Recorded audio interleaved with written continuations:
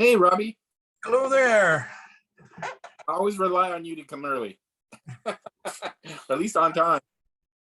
I don't know why, but I always like to be the early bird. Hey, there you go. That's good. Little auction going for Saturday, yeah.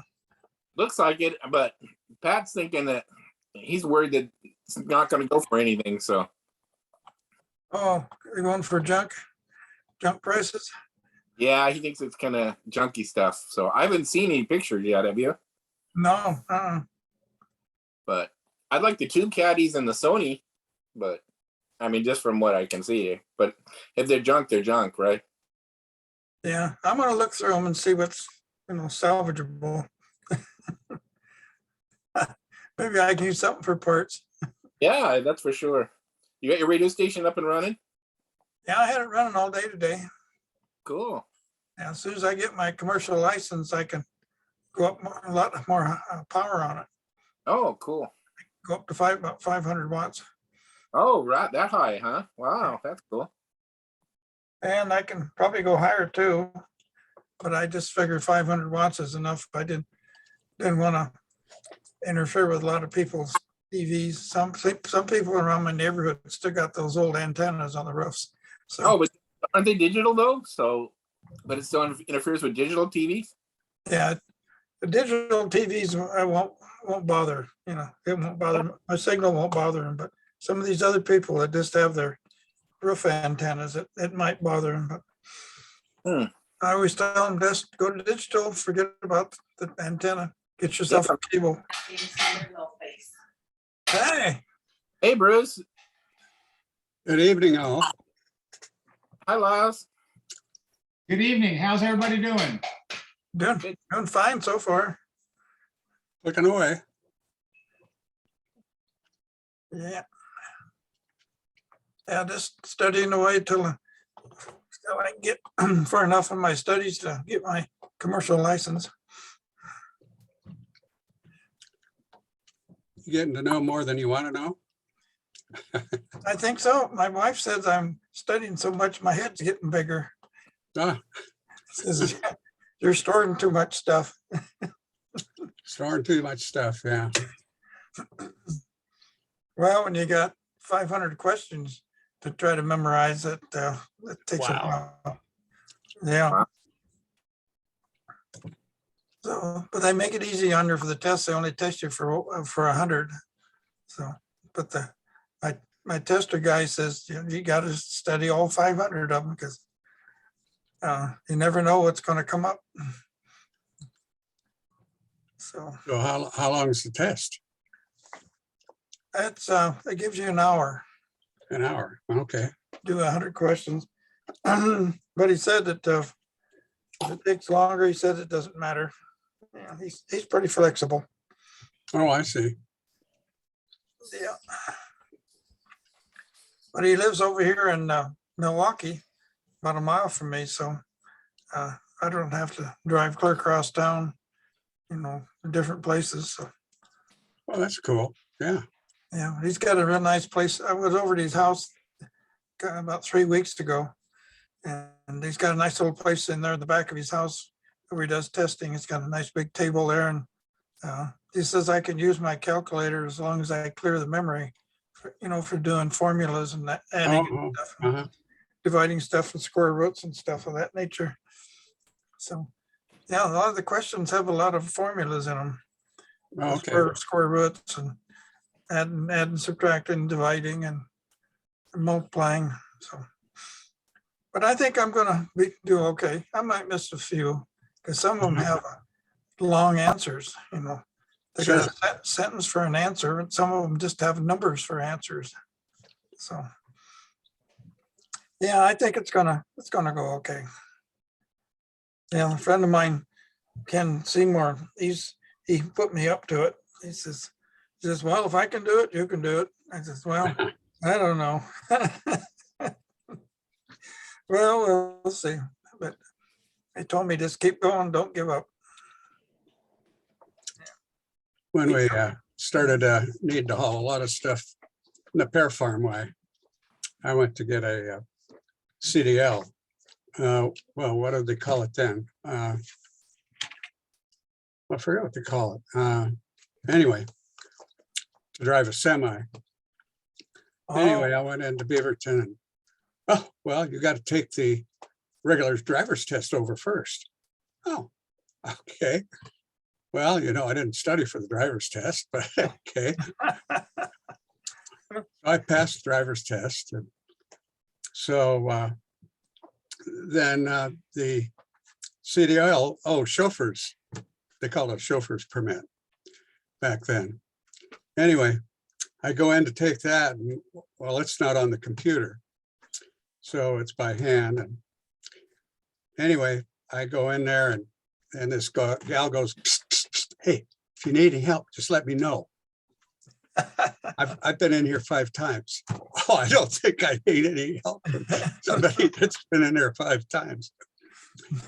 Wow. Anyway, so I take the test and I don't know, took forever. And finally I passed. Oh, okay. Well, you missed 2. Oh, what was that? Well, this one was kind of dumb. Yeah, I missed it. Anyway, I said, well, I think you have the wrong answer for the safety stuff for the fire truck. Oh, yeah?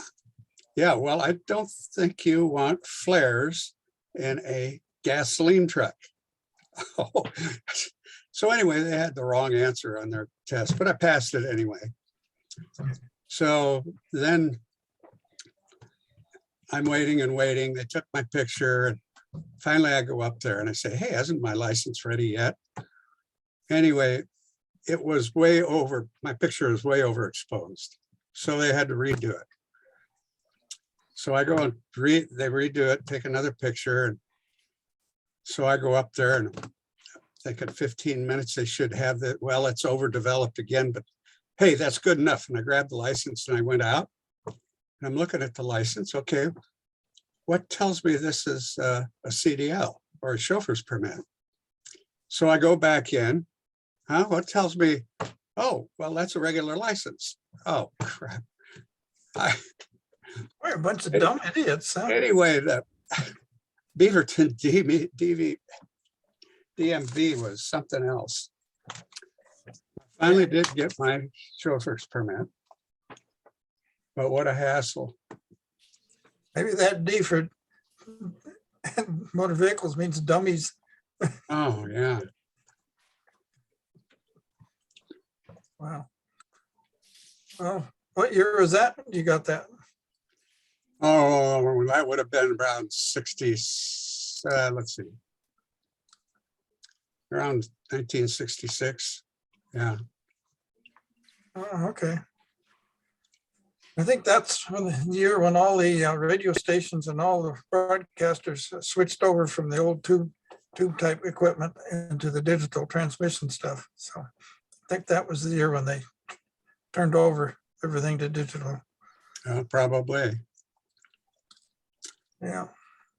Because everybody I talk to now, even Candy, says nobody even talks about tubes anymore. It's just all transistorized, digital and everything, so. Yeah. But I went to an SBE meeting yesterday with a group. It's a Society of Broadcast Engineers. I met over in Beaverton at the Buster's restaurant. And there's a whole bunch of oldies but goodies over there, guys. They've been in radio business since the 50s and 60s. And so I had a chat with them. And I told him what I'm doing. I got me an old AM tube radio station in my spare room. And I says, is it all tubes? And I says, oh, yeah.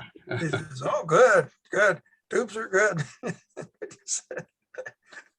But there was a younger guy in there that he was a digital guy. And he says, nah, tubes won't last long. And I says, well, how come they lasted from 1940s up till now? And how come they're still selling them on the market? He didn't say anything. Well, they're still putting them into outer space too. Yeah.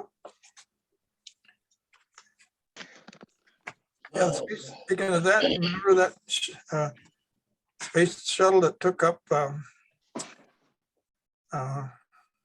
James Kirk? Shatner, William Shatner up there. They were out there floating around. Yeah. Blue Origin. Yep. Yeah, had to have been a kick for him. Oh yeah. I guess he'd been waiting for years and years to get a real trip into space instead of a Star Trek tricky space thing. Yeah. I'm surprised it was only like 65 miles or something like that, right?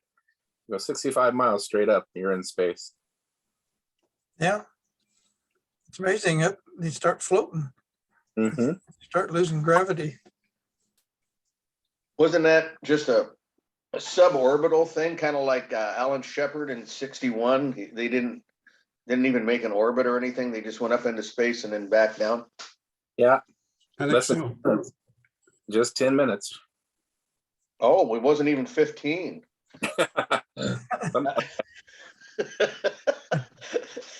Yeah. It'd be a kick though, wouldn't it? Just to go Well, up there. oh yeah, that would be fun. All right. What I like to do is get on one of those, go up to one of the satellites and ride the satellite. The for a space couple station. days. Oh, yeah, that's 200 miles. Yeah, but that'd be kind of neat to ride the space shuttle. I mean, the satellite around the Earth a few times. Traveling, what was they travel 16,000 miles an hour, something like that. 17,500 miles an hour. Oh, okay. I think that'd be a neat little trip to go around a few times. Mm-hmm. They're going Oh, to send 4 civilians up there. So that'll be interesting.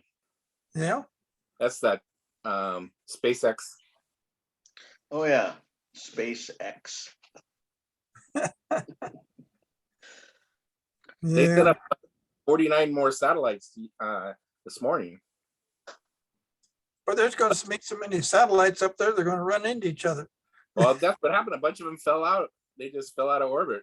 And I think they lost like somewhere like that 50 or 40 satellites that just fell out of space. They had a sun EMP that brought them all down. Well, I hope they didn't land in somebody's backyard.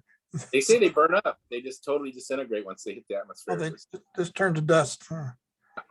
Yeah. But they hit the moon too, right? Or they were anticipating one of the old rockets to run into the moon. Hmm. So how many people are going up to Puyallup for on Saturday anyhow? Or who's going to the meeting? Well, I'm going to the meeting. Yeah, same here. I got to talk to that guy, Scott. He's going to take over my job, so I Yeah, got to break Scott. him in. Scott Thomas, is that his name? Yeah. Yeah. Yeah, he's That's real cool. interested in doing it. So Yeah, it seems like he's a pretty good guy, so that ought to be nice. We're gonna have a mini auction, I guess. Pat got the tail end of Mike Parker's estate. I guess it's probably a bunch of stuff that's maybe left over. So I don't Did you know look- what all, I don't know what all will be there. Did you see the list? It was a huge list. Oh though. no, I didn't get a chance to see the list at all. He said there was 25 items or something. That's all we're supposed to do, but there was 72 items on the list, and he says there's still more to come. So Oh really? I didn't know that. he thinks a lot of them, but I mean, I don't think he's going to auction it all. Of course, you guys aren't going to have time for that. Yeah. Well, I thought because he passed away, what was it? It was several years ago. And I thought that they had a sale or something down at his place. Didn't he live in like Brownsville or someplace like that down towards Salem? I thought it was near the coast. It's from neither Garibaldi. Maybe it was. Yeah, you could be right. It might have been the coast. I'm not sure. But They have the sale at the trolley museum at the steam up. Oh, really, in Brooks? oh, that's what it was. Yeah, Yeah. for I sure. thought it was down there. Yeah, where the steam up is. Okay. Do you, Because he did a Miles, lot of trolley stuff too. do you know what Yeah, okay. a signal core BC 1004C is? Miles, did you hear me? Oh, yeah. What did you say? There's a BC signal core 1004C. Are you familiar with that? No. That's a World War II radio, right? I'm pretty sure. That's, I mean, that's what it. Anyway, there's supposed to be one in that bunch there. Let me turn my volume up and say it again, Franklin. Okay, say it again. The signal core BC 1004C. Oh, yeah, that's like a, I think it's like a Hammerlin Super Pro, a BC 1004. That's sort of, I'm going on memory here, so don't bank on it. But you can, if you want to know more about it, you can do a search on the internet. I think it's, It looks like what I can tell. It has the two windows on, that's fine tuning and coarse tuning. The two windows on each one. It looks like the Hammerlin. yeah, okay, that rings a bell. That sounds about right. So that's going to be in the auction. But Okay. and there's a lot of Those are good radios. oh, It should be about 11 or 10 or 11 or 12 tube design. it seems like there's a lot of Oh, nice. of caddies, quite a few parts. There's lots Yeah, of them. Pat said that there was some parts sets and some nicer radios, so kind of a mixture of stuff like that. So anyway, it should be fun, hopefully.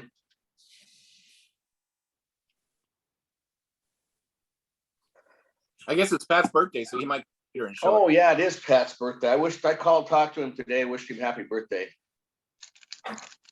So, but he's gonna be there. I'm gonna pick up George and Damon in the morning and then try and get there early enough and make coffee. If not, somebody else can make coffee before I get there. Try and get there as soon as I can after picking up those guys. But George has a Tesla coil that he built, and he wants to display that and demonstrate it for the club. But we didn't want to do it this time because so many people are going to be gone. And then plus Damon's got his tech talk for this coming Saturday. So I want to talk to George and see if he will do that in May. Yeah, but Damon's tech talk scheduled for 10 minutes. Is it? That's Okay, I didn't know that, Christian. Yeah. Yeah, that's what it. And then Blake and I are going to do our second class, but that's after the meeting, and it's going to be on radio components. So that should be fun. How do I find and I've already searched on the internet, specifications for a transistor that I have? It's an FD 1029. Is that familiar to you? FD 1029, not to me. Is that you heard of that, Franklin? Sounds like a diode. Yeah. Is it definitely a transistor or a diode? Transistor. FD 1029 dash, this one has a JP on it. Some have a ML and an HL. Doesn't ring any bells for me either. What's it in? Not What'd ringing it my come bell. from? Pardon me? This Dave Allen, what'd it come from? The Radio Club sale auction. Oh, okay, yeah. Got a few load. So this is a PNP. I didn't look what the NPN one says as far as the FD. I've got lots of transistors, so I used to work for Tektronix and I still got lots of their old things, but none of them have. I Googled it and DuckDuckGo'd it, and there it comes up that there is a FD 1029, and then they're older, so they give an okay. NTE replacement maybe. Oh, Christian? different case number. I've got ITT FD 1029 germanium diodes. But I mean, you're looking for a transistor, but it's funny that's the same number. Huh. Yeah, these are or transistors. Put them on got a small Atlas DCA, and it pops up that it's a PNP silicon Do you forward think it's a voltage. germanium one, or do you know? No, it's silicon. Forward Okay. voltage is like 70, 74. You would know the difference by the case. I mean, I've seen a lot of cases that they're metal cases. They got, looks like gold Have- plating on the pins, epoxy on the bottom. Is Just it like high dead, or quality. you need another one? No, I was just curious where they were, what year. I guess this might be a date code on them. I don't know. I mean, some of them are, seem like 4. If this is 79 or 7914, if that's the date code. I've got others that say 74. and a couple 7904, others. 2N7904 is a standard transistor. Yeah, no, this isn't. This is the FD. That just is the bottom number. Yeah, You think Yeah, I've that, I've got a transistor tester that if you wanted to have another one, I could probably find one very similar, but anyway. No, I have a whole load. I've got a tester. Yeah. I'm just curious about the transistor. I mean, some Yeah. are marked RCA, but some are marked Raytheon, or they got Ray on them. And some are Texas Instrument, which I'm thinking maybe even the RCA could be a Texas Instrument, the way it looks. And the Raytheon might be Texas Instruments, the way it looks. they all have that same part number on them?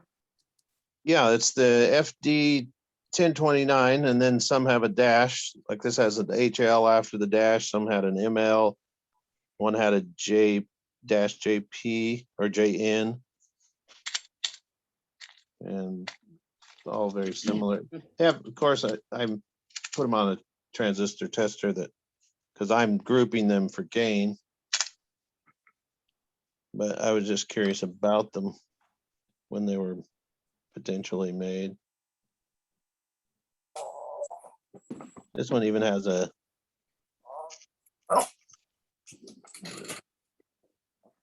NR or NNK after the FD 1029.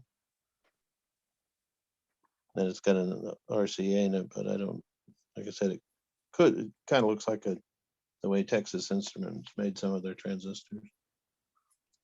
But, so it's stumping me.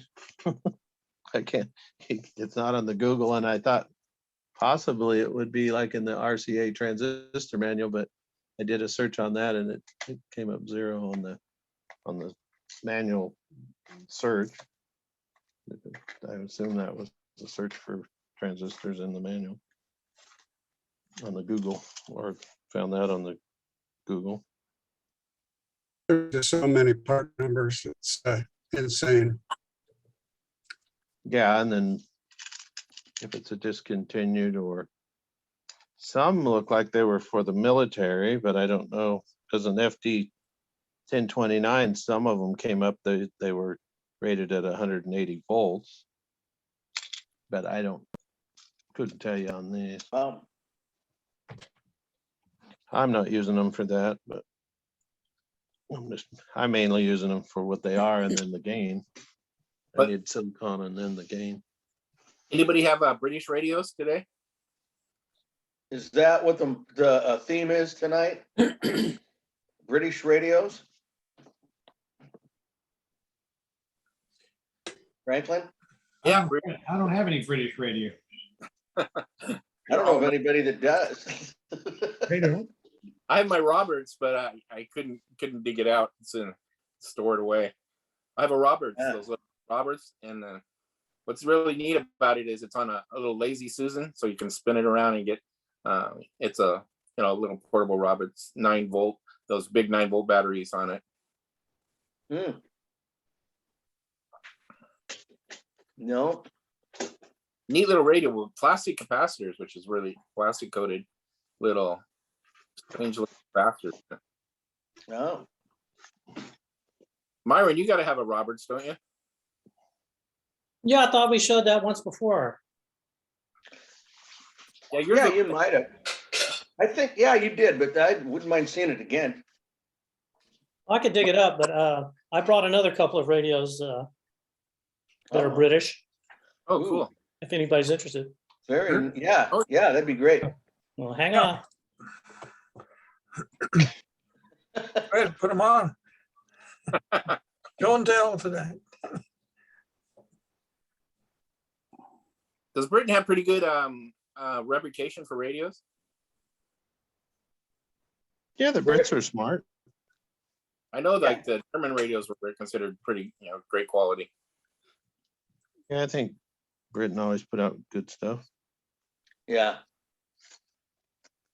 I mean, Oh. I know that they It's got a clear seem to handle, be.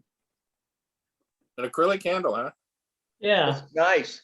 so this is an Everready tube set, and it's British, and you can see the top had the dial, Nice. Wow, Wow, that's nice. and it had this really cool acrylic handle. that's unique. Wow. It's original, and apparently it's Everready, so Everready apparently made them to sell the batteries. Mm. Because it had this giant space for a battery in it, Wow. and it has this proprietary connector that wouldn't fit any other kind of a battery, right? Yeah. And so it was said that the battery would last 250 hours Wow. because this uses 25 milliamp tubes, Oh, wow. which was the the D series in European, standards. Yeah. So this is They a battery only 4-tube set, no AC. Uh-huh. Oh, I see. So did you replicate a plug and a battery for it, or you just? I've never, gotten You to haven't, that part. So it uses 1.5 volts and 90 volts. So it'd be pretty easy to do. Yeah. But it only draws 125 milliamps, right? Because Wow. these tubes, Oh, they that is had the same setup as the 50 milliamp tubes, which is the output tube has, 2 filaments, right? Like a 3V4 or something, right? 3v4. Yeah. Yeah. It has, Yeah, that kind of thing. Five pin splits the 1 and 7. But So yeah, you could run it all off of a 1.5 volts at 1.25 Sure. or 125 milliamps, right? So Right. so I got this from it's long wave and broadcast. 6-volt filament string. Yeah, that'd be very cool. Well, they ran them in parallel, so it's 1.5 Oh, did they? at Oh, okay. 125 milliamps. Yeah. Oh, Um, I didn't know that. I just assumed. Huh. yeah, I mean, you could do it either way, right? And Right. Yeah. I got this from Jerry Talbot, if anybody remembers him. Sure. It's been a while since Jerry was around. That's But, right. Yeah. Yeah. He used to Wow. live down in Hillsborough near where Century High School is Yeah. some years ago. And then he moved Century to Boulevard. Newburgh and then probably died 6 months later or something. I can't Mm. remember. But that was a while back. Yeah, I was talking to Jeff. I'm just finished up a G500 TO, and Jeff was saying that those things really work well on battery, and then especially on shortwave, where you get away from your house and without the AC line, they work very well. And so I thought, I'm going to build a battery pack for it. So I did, and I just used 10 9-volts to get my 90 volts for B plus, and then I used 6 C battery cells, and I built the battery holders. I put in series and then packed them all, and they sit right on top of the 9 volts. So my battery pack is only like 6 inches by 4 inches by 2 inches to hold all those batteries, and it gives me 9 volts for the filament string, and then worked out perfect. But so I'm getting a kit box. I ordered a kit box. Actually, it's an outdoor electric box. Worked perfect for has 4 screws, and it holds the lid on top of it. And then I'm getting a I'm getting a male plug that'll fit that battery connection on the TOs. Blake's got one, he's gonna get me Saturday, so I can finish that up. So that's been a lot of fun working on that thing. Myron, I can we see think- the dial again? What's that? See, I've got it upside down. Let me turn it around. So I think Zenith had a similar thing which said that battery packs were supposed to last for 200 hours or something. Oh, yeah. Let's see, I got it there. So Myron, it looked like the speaker was in the back, or at least there's a round hole in the. Is that true? Oh, well, you got a round. I got the front and the back, right? So- Oh, I see. Yeah. Oh, there. But you're right, there's a ventilation that looks just like Oh, the, I see. Yeah, what yeah. you're talking about, Bruce. Yeah. but the speaker's in the front. I bet you, Speakers you in the know, front.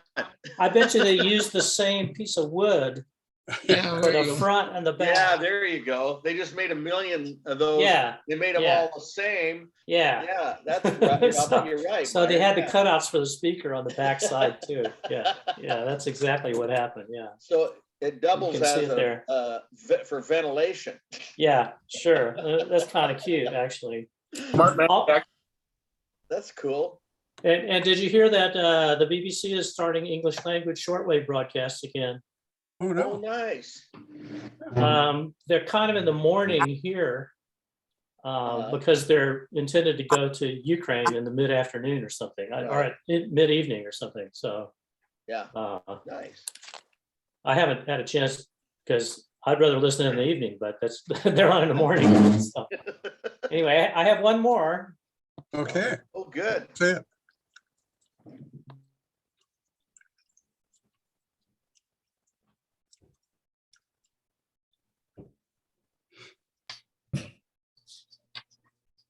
Guys, I don't want to cut Myron short, but I'm gonna be up for dinner. Okay, Lyles. All right. All right, Lyles. Good seeing you. Yeah, Lyle. See ya. Good to see everybody. Enjoy your dinner. Okay. Okay. So yeah, this is a Murphy 152. And what's really cool about it is it has this acrylic faceplate on the front Yeah. that lights up with the pilot light, which is behind the red Murphy logo there.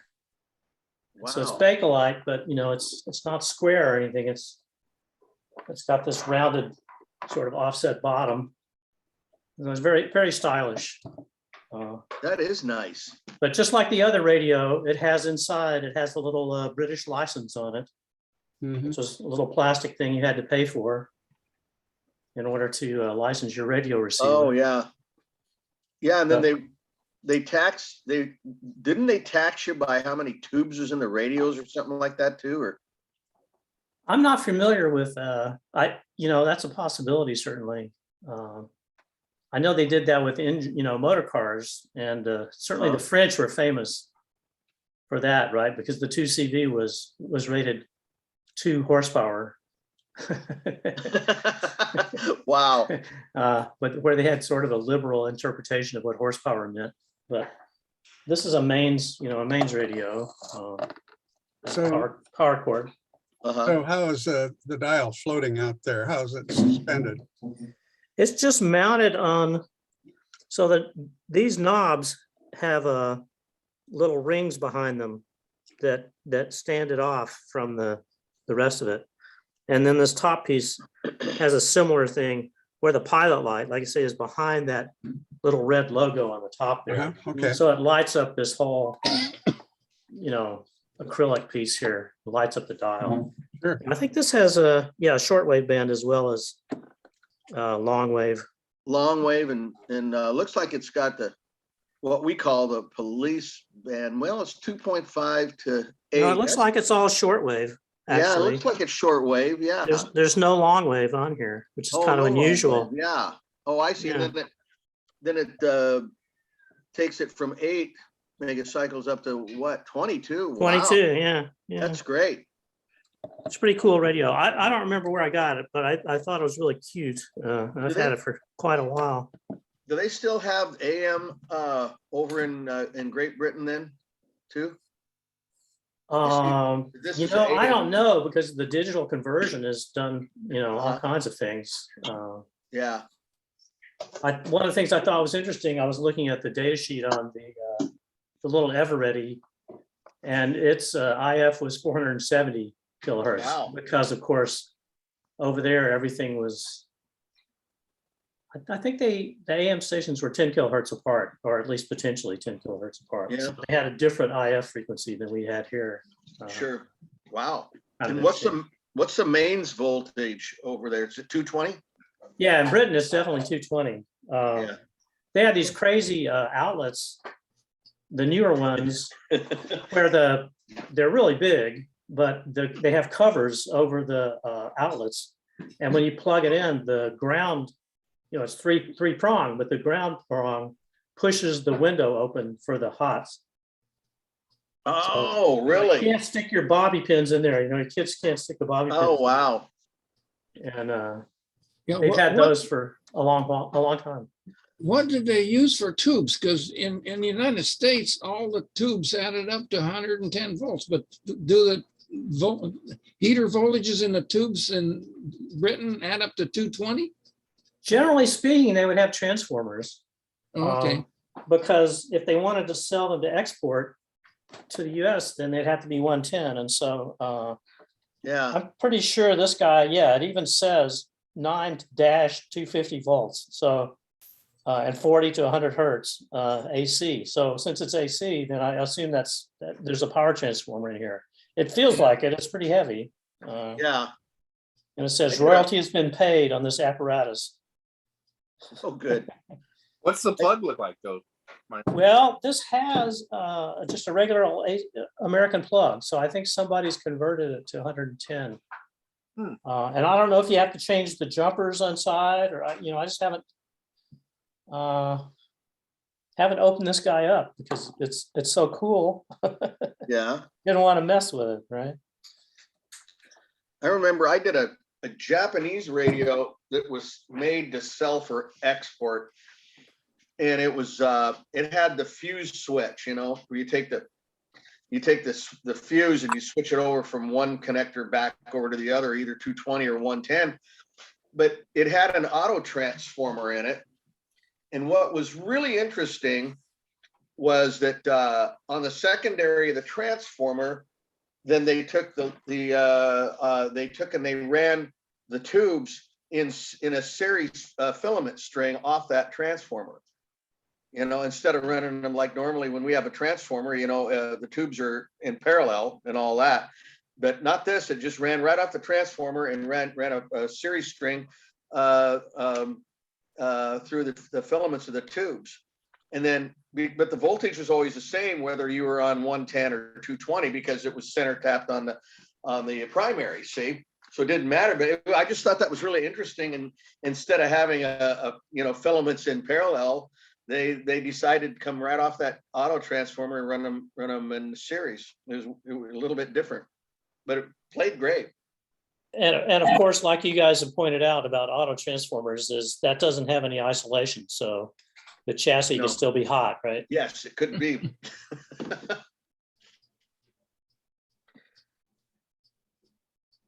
Had a 70 I've ounce. seen that before. Yeah, I hadn't either. It was made in Japan.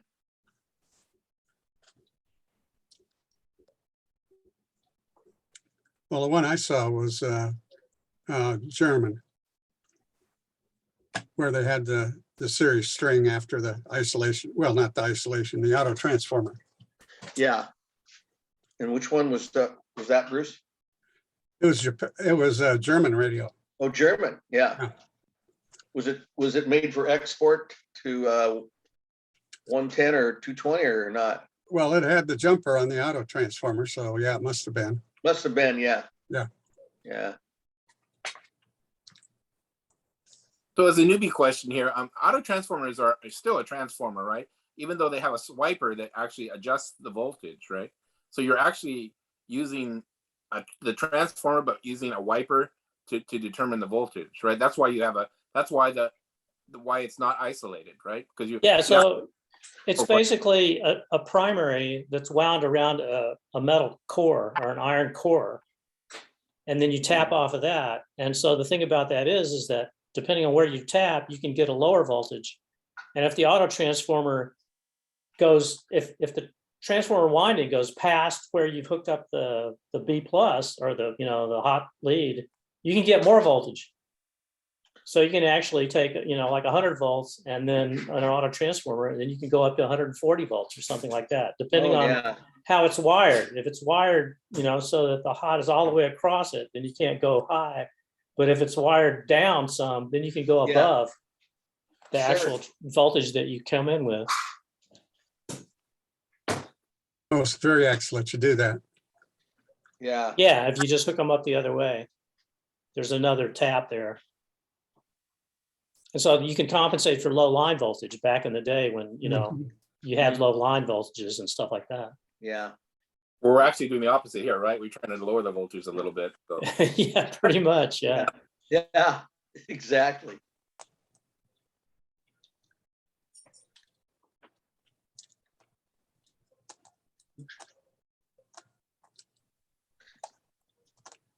Well, anybody got to have some more British radios? Come on, Jeff. I know you've got to have some British radios. I don't have any. You don't have any, really? Nope. I No. can grab that Roberts if you want to see it again. That was a nice radio, Byron. It's an R200, right? I believe, wasn't it? I think so. Yeah. I'll grab it. Okay.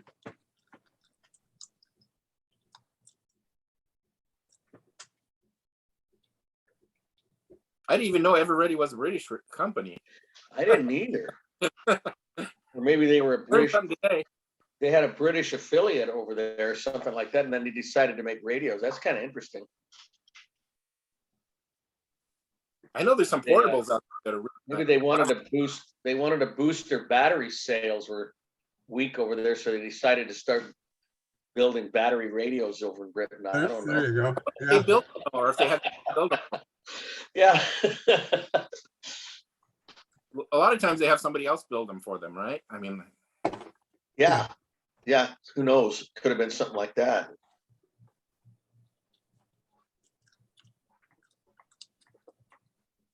So yeah, Franklin, I thought you had one of these. I do. I have a red one. I need a bright for the center knob. If you happen to come across one or have one. Yeah, so you can see this is the top of it. Oh, that's you're- nice. Silver. Mine are gold colored bright. Brass color. Well, they look kind of gold. It just may have to do with my lighting, Oh, okay. but they look kind of gold if you way you look at them. And it has color coded, you know, bands. Mhm. Yeah, And then it that's sits nice. on a turntable because it has a Oh, wow, ferrite that's antenna. cool. It has a ferrite antenna, so Yeah. the direction, right? As well as the Oh. speaker protection, right? You're changing the speaker as well as the ferrite antenna. Yeah, that's true. Now it has those plastic capacitors, right? Those really strange looking ones too, right? Yeah, and this guy still has an original Battery. style battery. Oh, that's nice. So those had the big, they're like the same as our 9-volt battery clips, but they're actually like half again bigger Mm-hmm. and have a lot bigger spacing on them. I thought it was kind of weird they put the ferrite antenna on the bottom too. I mean, I think Yeah, most, look at that. Yeah. most radios are on the top, right? I mean, And you can see that's the license sticker. Yeah. And then this is where you put the external antenna in. Oh. You plug that in that hole in the back there. Now, is that shortwave? Has it got long wave too, Myron, or? Yeah, it What looks was that? like to me that it's long wave plus AM. Oh, okay. Yeah, because there's 200 to 550, Okay. Yeah, which The is three the knobs. long wave.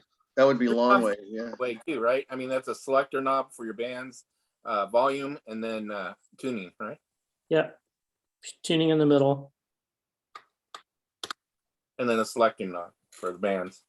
Yeah, I wonder if one of those is off. Oh, really? Well, because the lettering is worn off of here, but then it has some, you know, places on the dial, right? It says Lions and different cities and stuff. Now they call that stationized, right? Is that what they call that? Yeah, it was very popular for shortwave. So this one's solid state. Yeah, this is transistor. Yeah, this is. Transistor. I looked this up before, and they made a boatload of these in Britain. Oh, really? They were very popular. How many transistors does it have? I think it's 6 or 7. Okay, that's pretty As cool. Franklin says, you can probably count them. Yeah. 1, 2, 3, 4, 5, 6. It looks like. Are those capacitors he's talking about? The 7. yellow? Yeah.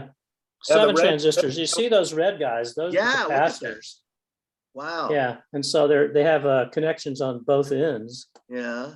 But then the ones that stick out, they wrap around the side and go back down to, because this has a circuit board, right? Printed circuit board, right? Yeah. So Mhm. That's neat. I About what year is that? think these were in the mid '60s. Yeah.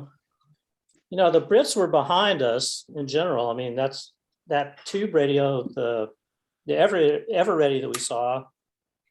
It said that it was one of the first portable radios in Britain, and that particular one was just called a Sky King.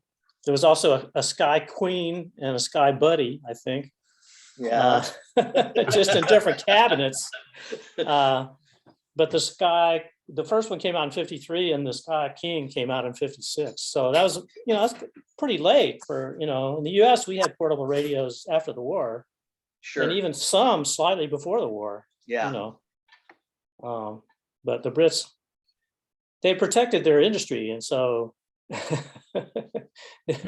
there was not a lot of innovation, Yeah. a reason to lower the price, right, or have any competition, right? So Yeah. they're all just kind of milking it, I think. Hmm. Yeah, and then they had that tax or whatever you were taxed depending on how many tubes you had in the radio, and so they were always trying to come up with ways to use dual purpose tubes or whatever to cut down the amount of valves they had to be taxed on. And then over here in the States, it was just quite the opposite. They wanted to put in as many tubes as they could to say, oh, this is a 7 tube or this is an 8 tube, or they put a ballast resistor in there and called it another tube, and stuff like that.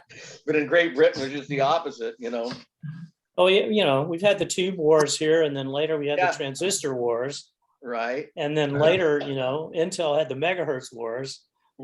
Yeah, and then there's the watts per channel war, For stereos, yeah. Yeah.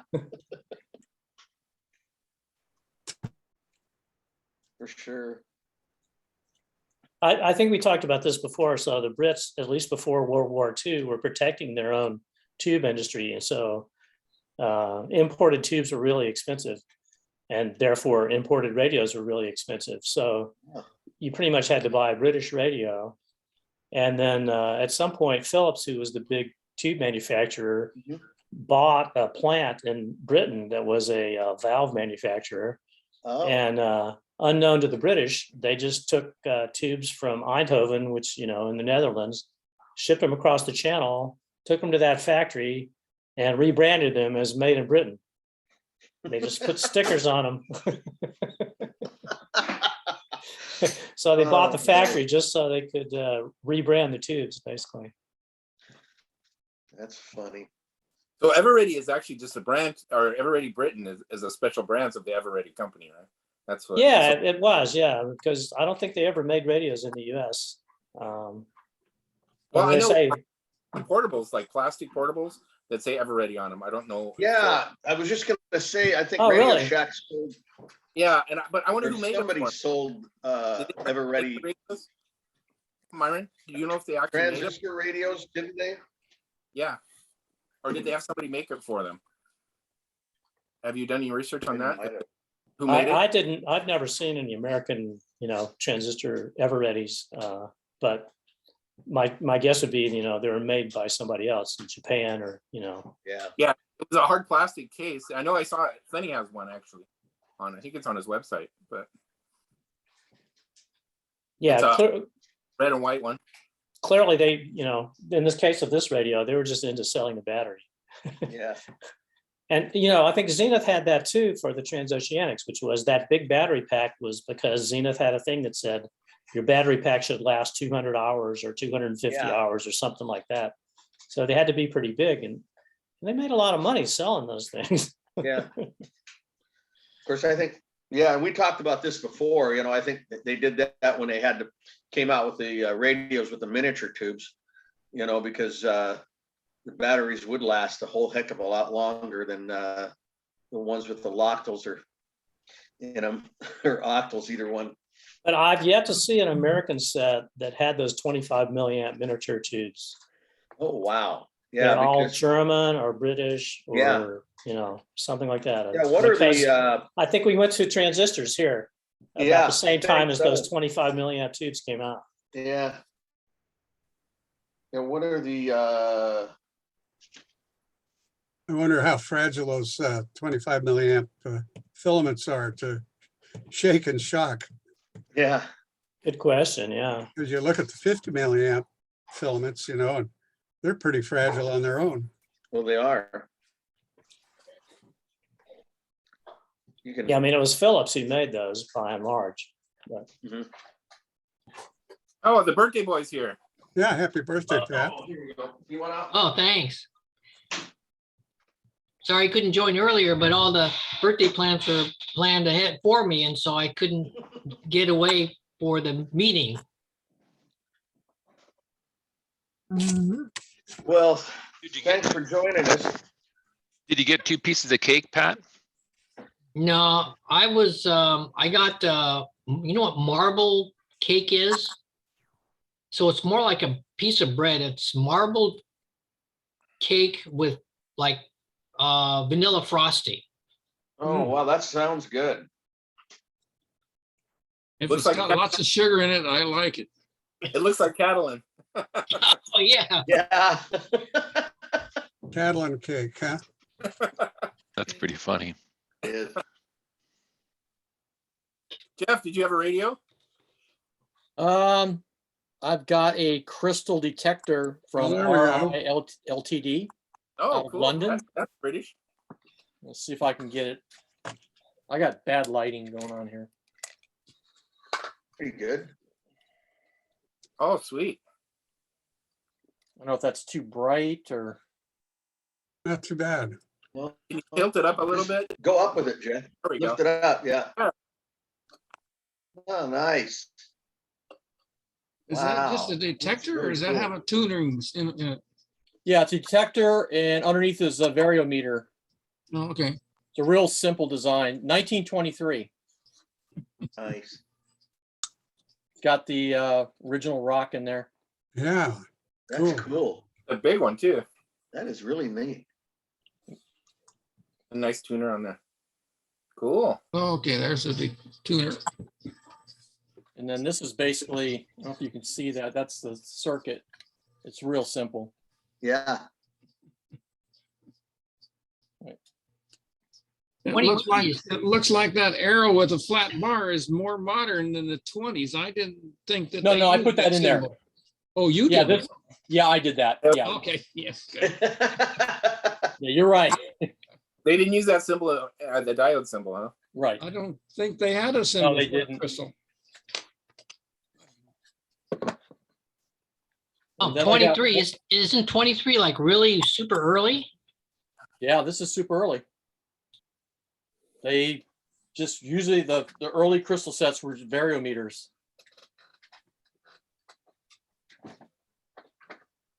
I got only one other thing that I consider British. Anybody remember this book when you were a kid? I don't- No, I don't. This is a Ladybird building a transistor radio. The author was Reverend, let me see.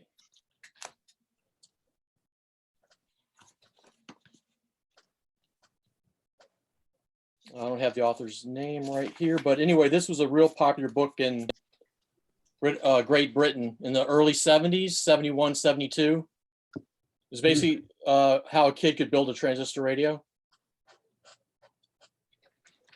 Oh, that's pretty cool. That is cool. So did you build it? Oh, you got a transistor there too. Oh, look at that.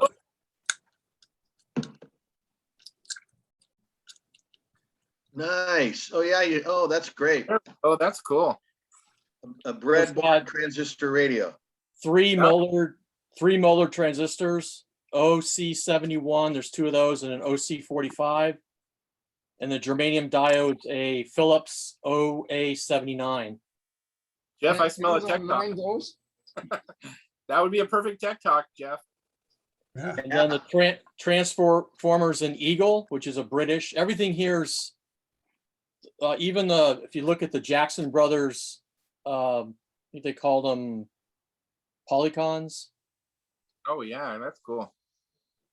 See the variable capacitors. Mm-hmm. What did they call them, Jeff? I think it was called Jackson Brothers Polycon. The variable capacitor? Yeah, Oh, wow. I hadn't heard of that it's before. got little thin sheets of, I assume it's mica between some Yeah. plates. Yeah, yeah, sweet. That's nice. All British parts, huh? Everything's British. Let me see if I can, You think it might be polyester?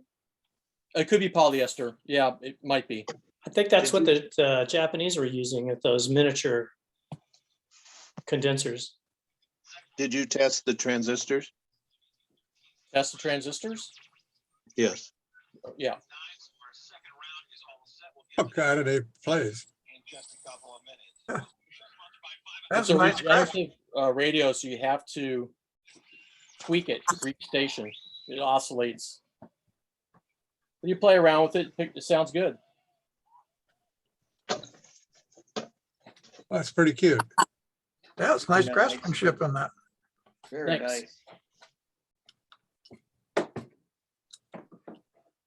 That was expensive to make, by the way.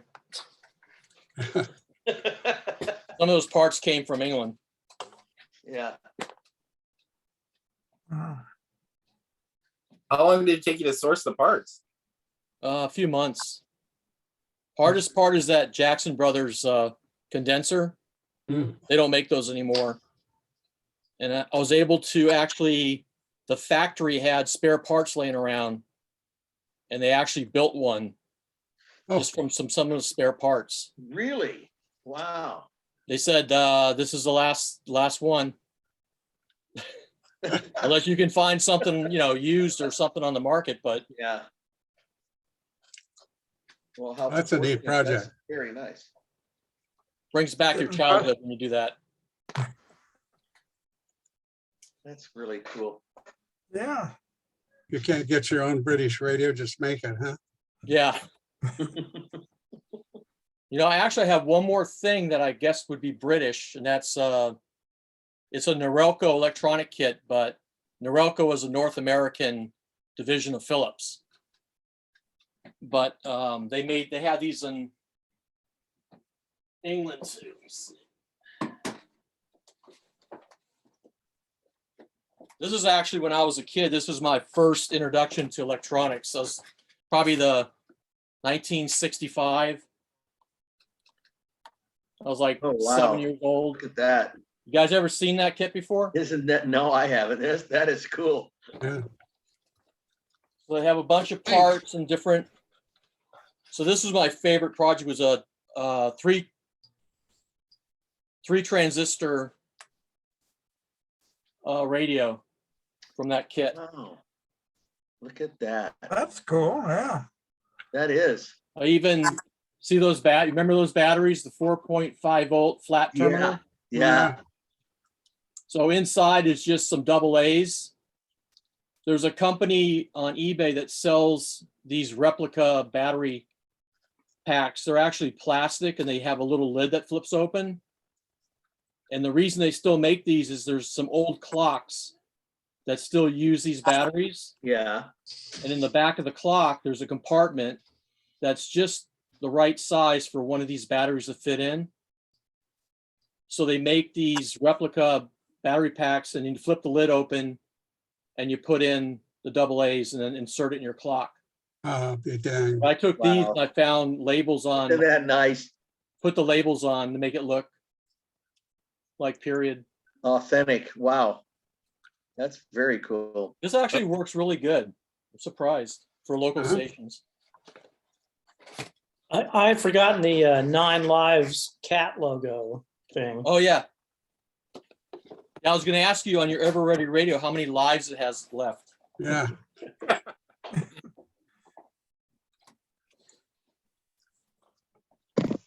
Couldn't things made in Hong Kong also be printed made in Britain?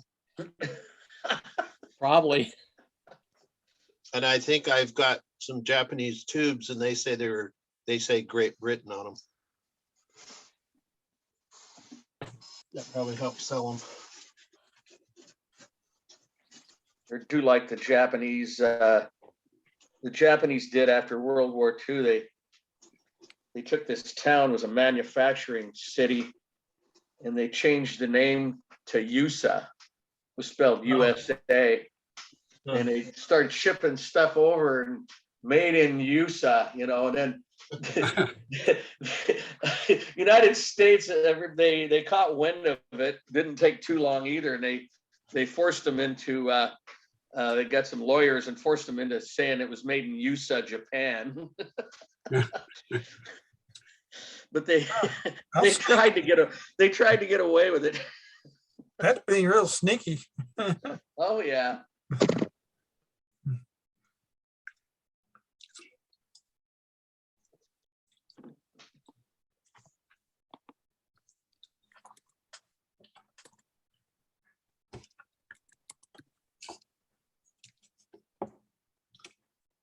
Anybody have more British stuff? Or Pat, are you ready to show some stuff? Pat, you got some British stuff?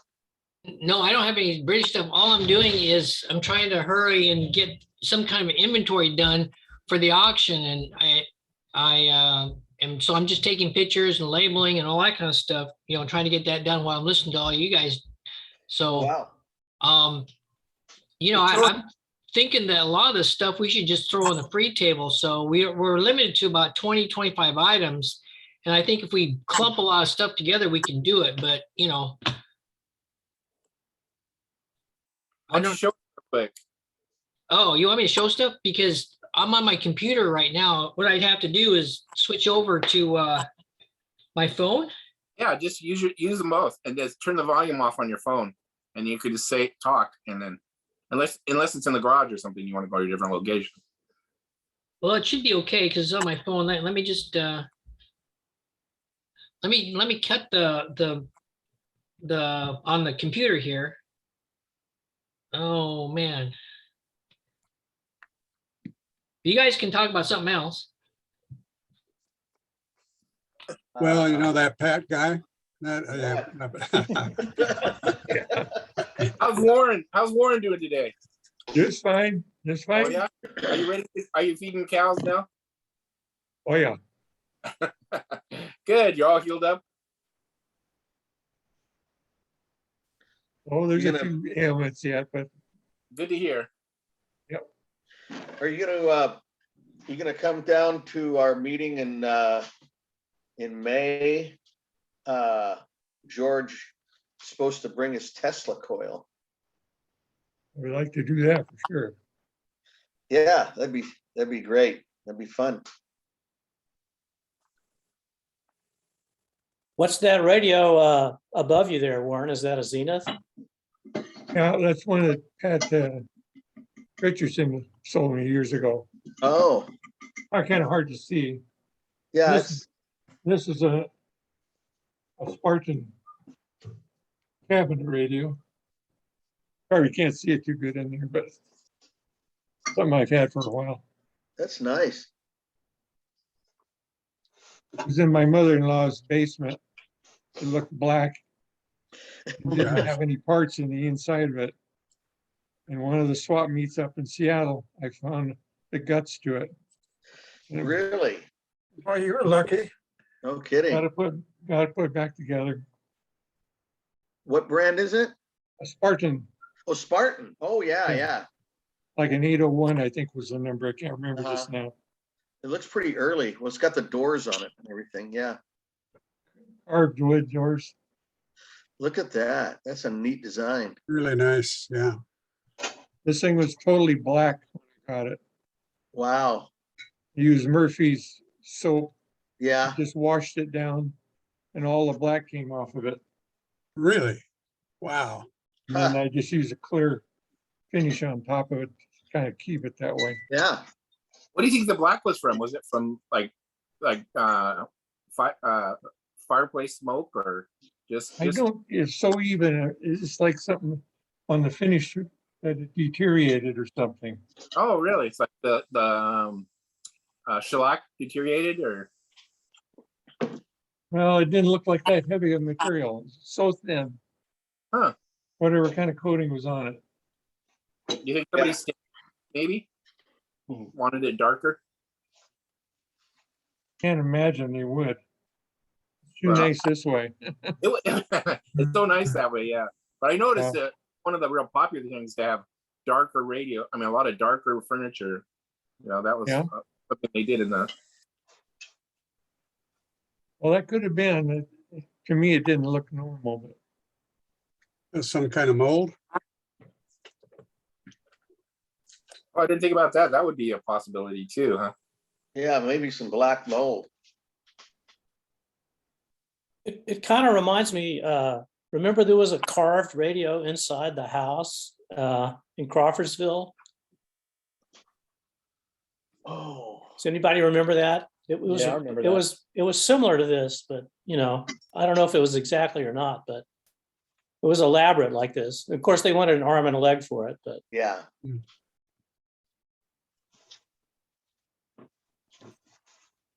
Hey, Franklin, on my phone, how do I switch the phone so that it points the other direction? You go down to the, you pull down on it, and there should be a. Let me find it here. Pardon me. There.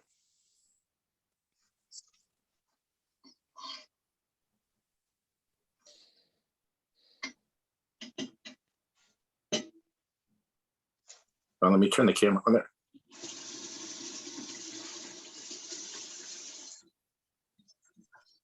Should be a button you push, isn't there? So I don't know if you can see it.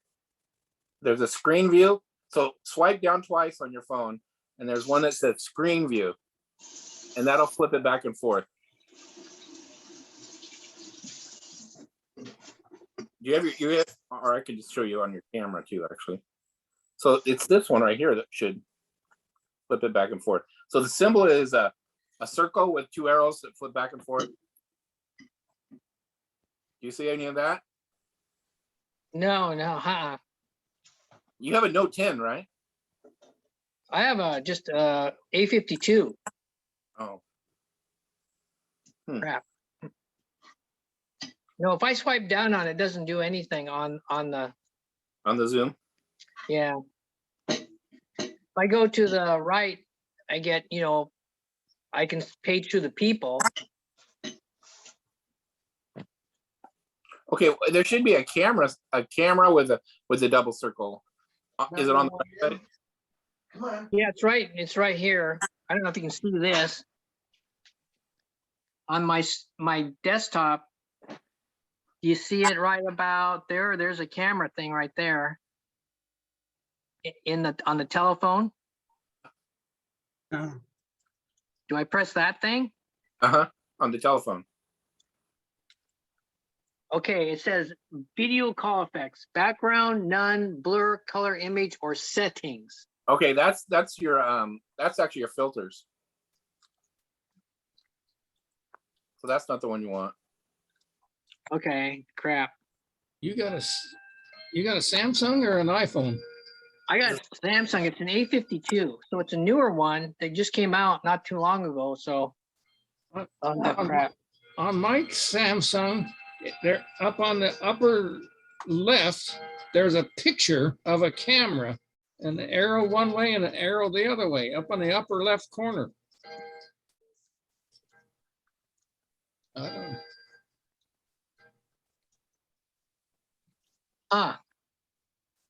That switches it back and forth between looking at you or looking at the people.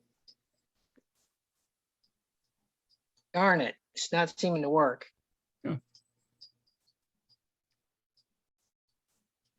You gotta be a teenager to understand all this electronics and apps. Just hold your camera the other way then. Yeah, It's just- There we go. And they can just show us.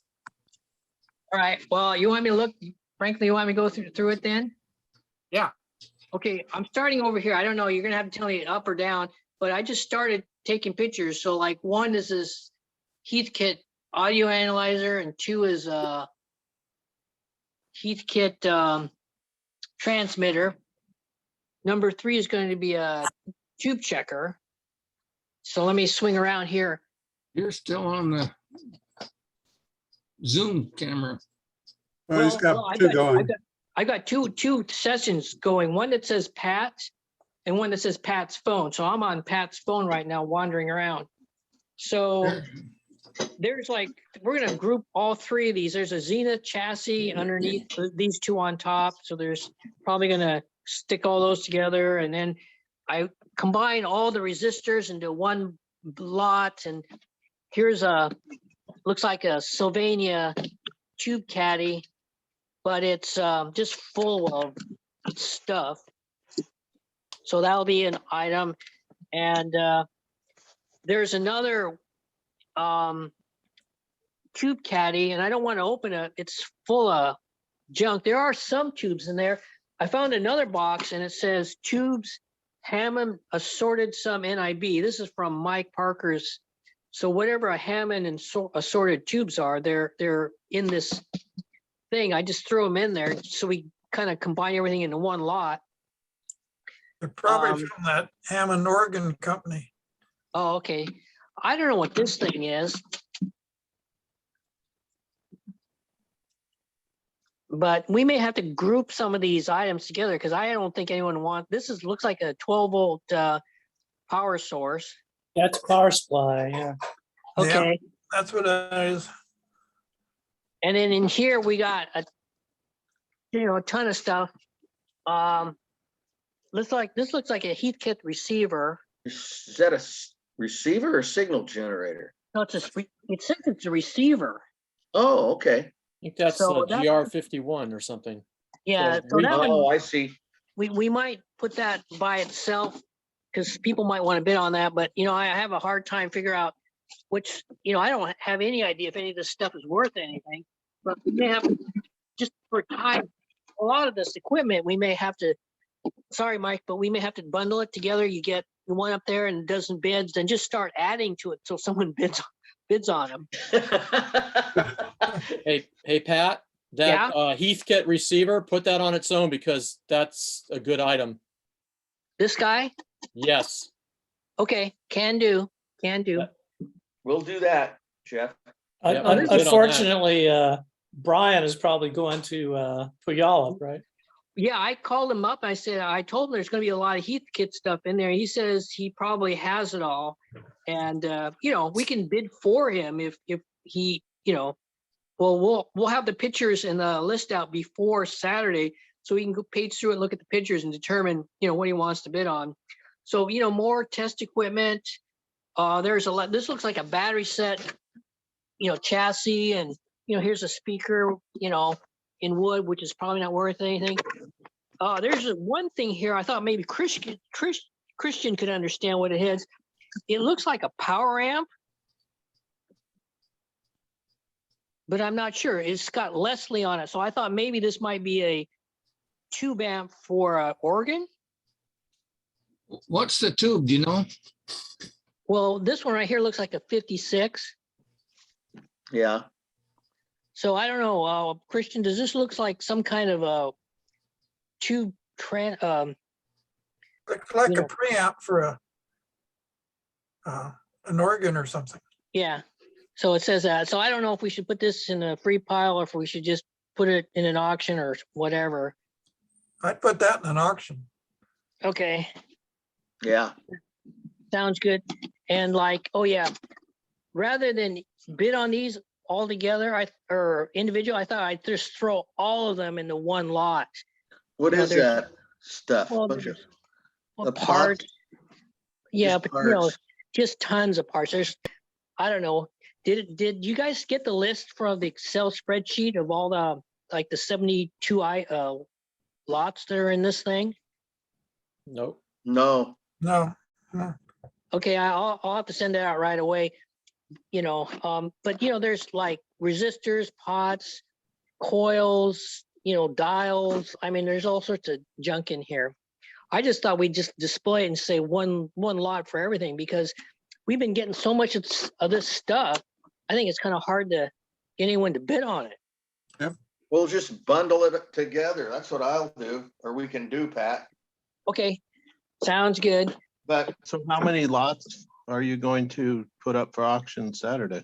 We can only do 20 to 25 because we run out of time. And that's a kind of agreement I made with Ed, because he doesn't want to do, you know, too many lots. And then it has to go with Mike too. We can't take too much time. We have to be done by 9:30. yeah, Here's a couple battery speakers. I thought I would just put these two together. I mean, they're not great shape, but maybe someone will bid on them. I'll probably bid on them.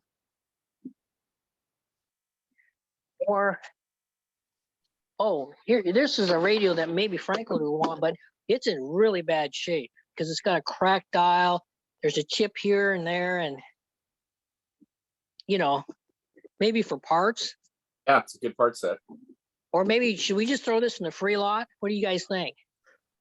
Let's put it in the free lot if we don't auction it off. What? What'd Put you it in have? the free lot if we don't auction it. Okay, well, because look, I mean, the antenna's broken and Yeah, What's but the I think- brand? Sony. Sony. put it Yeah. in the free table. Okay, it's in the free table. Ask Franklin, ask Franklin to bid on it now. I'll give $1 for it. That's for sure. $2. Sold. Oh, Two. Wow, if he's gonna bid $1 on it, then great. We'll put it in the auction. But All right. But I Well, won't put it in be the there. auction then. but I won't be there. Oh, Put it in that's the right. He auction. won't be there. that's okay. I'll bid $1 for it for you. How's that sound? Yeah, that'll work. Or I Two. will. One of us. That's What's another this story. here? Is this anything? A is that? Sony amplifier speaker system? Hmm. Huh. It's like intercom. Oh, okay, junk. Free table then. Or a radio extension speaker. Or for Franklin. Save it for Franklin. Franklin, right? Oh, this is pretty. Oh, Philco. A Philco. Signal generator. It's really kind of spacey. It looks like brass. Wow. Oh, that's that one that they tell you to use in the alignment instructions. You have to use your Philco, blah, blah, whatever signal generator. I got something to show you guys here, and somebody gets a prize if they can guess what the hell this is. I mean, it's got Oh, a wow. black window, Yeah. and it's got a transformer, and it's got this electric motor, and then when it looks like it does a light bulb that goes through this glass, Hmm. but it spins this little, can you see it right there? It's gonna spin this little, That, Well, Mercury switch. yeah, but it's gonna spin it, Uh-huh. because that's a Christmas clock motor. Christmas tree light. So I don't know what Well, it is. that It's sounds- got- Yeah, it's strobe. That'll strobe. be a strobe. Yeah, that's what I was thinking. Does it Oh. spin fast enough for a strobe or does it just? It spin might. slowly? I don't know, but I want to bid on it because I think it might be a quack medical device. You know, you look in here and it flashes light and it makes you better. And it tells you how old you are, Pat. Oh, wow. And look, Quack medical got- device. it's got some probes down here. Maybe they stick you with those and shock you. You know, some of those old quack medical devices, they shock you. Yeah.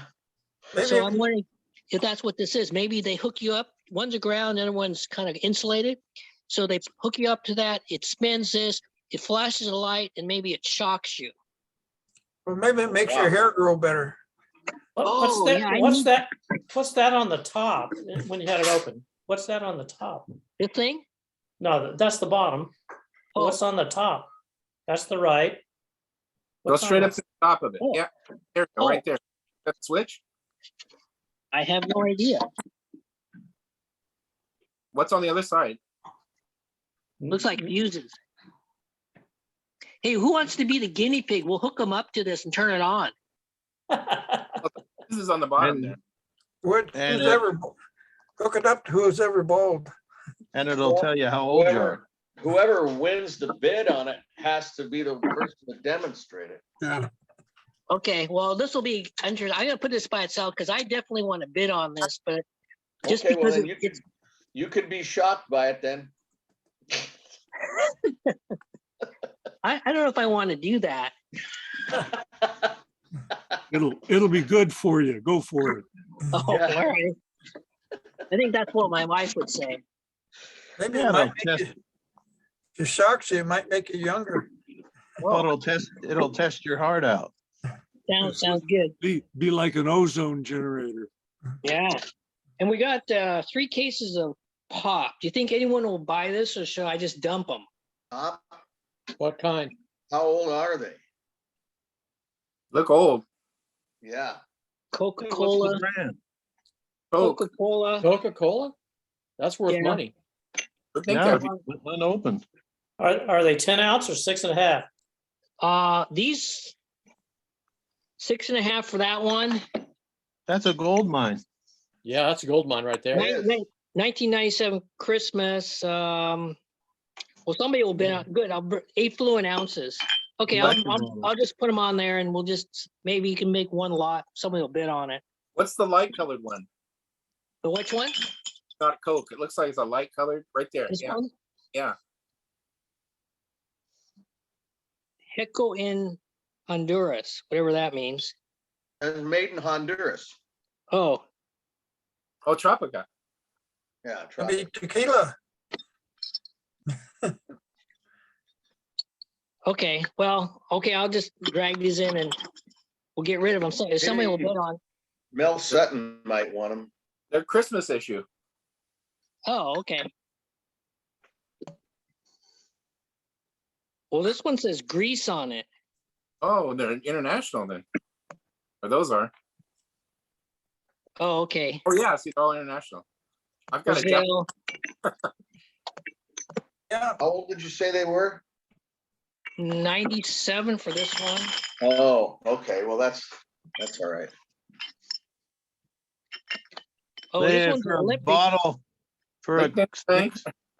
Is there Oh, a I'm whole sorry, what? set? This one says 92. They want $5 a piece for them on eBay Wow. Which one? and $11 shipping for the 6.5 ounce Coca-Cola. For one Bill. bottle? One bottle is $5. They want $11 shipping. And Wow. it's filled. All right. Wow. Well, all right. Well, someone can bid on that. right. And they can ship them for $12. Well, all right. Well, somebody can bid on. Somebody sells on eBay. They can. So you'll make the US Postal Service rich. Yeah. Yeah. All right. Well, I don't know how well you can see it. These are 4, 5, 6 boxes of stuff. Probably just put them in one lot. Does it have anything good in it? I don't know. No wall warts. No. No. Just put it on the free table. You know, Oh. there's some collectors of the free table at the club, right? Yeah. Looks like a box of knobs. Well, maybe we can just get one bid for everything and just get rid of it. That way we don't have to. Because the trouble I see is that a lot of people bring stuff for the free table and then it, Yeah. Oh, there's- yeah, Nobody this, wants. Either that or I'll probably end up dragging it over to Damon's house. That's usually what happens. yeah. Yeah. And then, okay, That's now okay. I here's don't all the mind. bad That's all stuff. right. here's all the bad stuff that we had to take with the good stuff. Oh yeah, I got this. This could be a lot. There's just a bunch of parts and junk in there. But we got all these empty cases with nothing in them. Huh. See all this stuff? I think all this will go to the free table, but I just might have to take it back with me. just put it out there and let them auction it off. Point at that battery set. Which one? That battery set, that 2-dial battery Yeah. set. Up, Well, go there's up. nothing in it. No, yeah, that's Then- okay. See. Oh, go up a little bit. Can you go up? Point there, right there. Hold on. Okay. Yeah, that. That. I want to see that too. That's a Feta. Go up, Oh, wow, I've got that radio. Go Well, do you up, want, lift up a little bit. There we go. there's nothing in these guys, I don't think. Open the, oh, you I can't. thought It's on somebody- top. Somebody at the club told me they have chassis, but not the boxes for the chassis to go in. Yeah, Well, common to have that. well, you guys, I was thinking just throwing all this, I was hoping just to throw all this on the free table, just to get rid of it. Well, you can always put something for auction and then stick it on the free table. Yeah, I'd auction it off first. Yeah, Well, Pat, well, if you. Yeah, but we if only you- have 25 items to auction off. So if we, you know, Hey, Pat, maybe if we you can put a bundle bunch, all of those. What'd you Pat, if say? you put, Go ahead, if you- Jeff. What? yeah, if you put a bunch of these boxes, all these parts on the free table, it's gonna get cherry picked. And 99% of what's in that box is gonna be left after the meeting. So Yeah, put you it have up to for tell them auction that you're cheap gonna take it. and let the person that wins it for the part they want take home the whole box and deal with it. Pat, move your hand a little bit. We can do that, Jeff. Yeah, I think that's a smart way to go. Yeah. Yeah, We that can- way we can do it goes that. away. Or you could tell it on the free table, if they touch it, they gotta take it. I'd take all the empty boxes and put them together in one big lot and so, and Somebody's gonna put them off on one lot. Put speakers in them and fire them up. But we only have a limited amount of time and it's kind of Mike's call, you know, so Well, you're I would thinking maybe- say if it goes on the free table, that they have to take the whole thing. If Well, it's yeah, in that box, Well, then they yeah, take you the could- whole box. try to do that. Then we bring Then back the you'll whole get box. rid of the whole thing. Then we're stuck with the whole box, right? Yeah, you just tell them they gotta take the whole thing. Yeah, but Whatever then they you- don't do anything and then we're stuck with the whole thing. No, people will take it. It's free. Then they can throw it home at their house. Right. Okay, because I've heard two opinions. One to just put it on the auction, just to clear it out, and the other one is to just put it on the free table and hope someone takes this home. We'll have to see how many lots we have, Pat. So if we're gonna try and hold it under 25 lots, then we may have to take some of this and throw on the free table and then, you know, then we may end up having to throw some of it out. I don't know. Well, I take all the junk home and wood cases I can take and bust them up and burn them up, and then all the metal stuff Damien will take, right? Right. Yeah, Damon can take, and I can haul that to his house. That's all right. Okay, all I'm right. not Well, bringing anything. so it sounds like then George and Sonny should show up just to see if they want the cases, because I heard Jeff saying that people have, or somebody said people had guts but no case. So I don't know.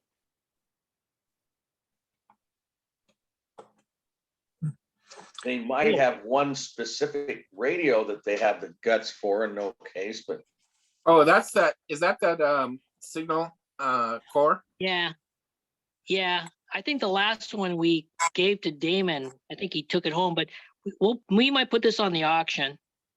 Back up just a little bit so I can take a picture of it. Oh, the meter's broken too, isn't it? what is it? It's a signal core EC Oh, 1000. that's a signal core. Okay.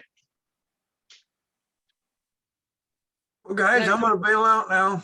I'll see you later. Yeah, I am too. I will see all you guys later and I'll be there early, hopefully early enough to make coffee on Saturday. And I'll see you there for the auction. Yep, see you Thanks there. for too. coming. Take care. Bye-bye. Bye-bye. Okay, Franklin, did you get a picture? Yeah, thanks. I'll send- I think we decided that was a Hammerland. Yeah, exactly. So is this worth putting in the auction by itself, or is this a free table item? They say they're great radios, but that one looks like it needs a lot of work. Oh my gosh. Okay, But well, the knobs Jay are there. said she might want to bid on it. Look at all the What? knobs. Is that military? Yeah. Yeah. Signal It's a signal chorus radio receiver BC1004C. You ought to ask Julia if she wants it and then make Franklin haul it up. It won't be done in time. Yeah. Well, we can hold it for her because it sounds like she comes down often enough. Yeah, and if we go to if we have that joint meeting, we'll be up in Chehalis too. So that would be great. Yeah. Yeah. As long as it Okay. doesn't have too much room in your garage. No, I'm used to it and stuff. It's Here's the so, party room. yeah. So did all this come from Mike Parker? Yeah. We John Busick volunteered to go over the coast and pick it up and bring it back.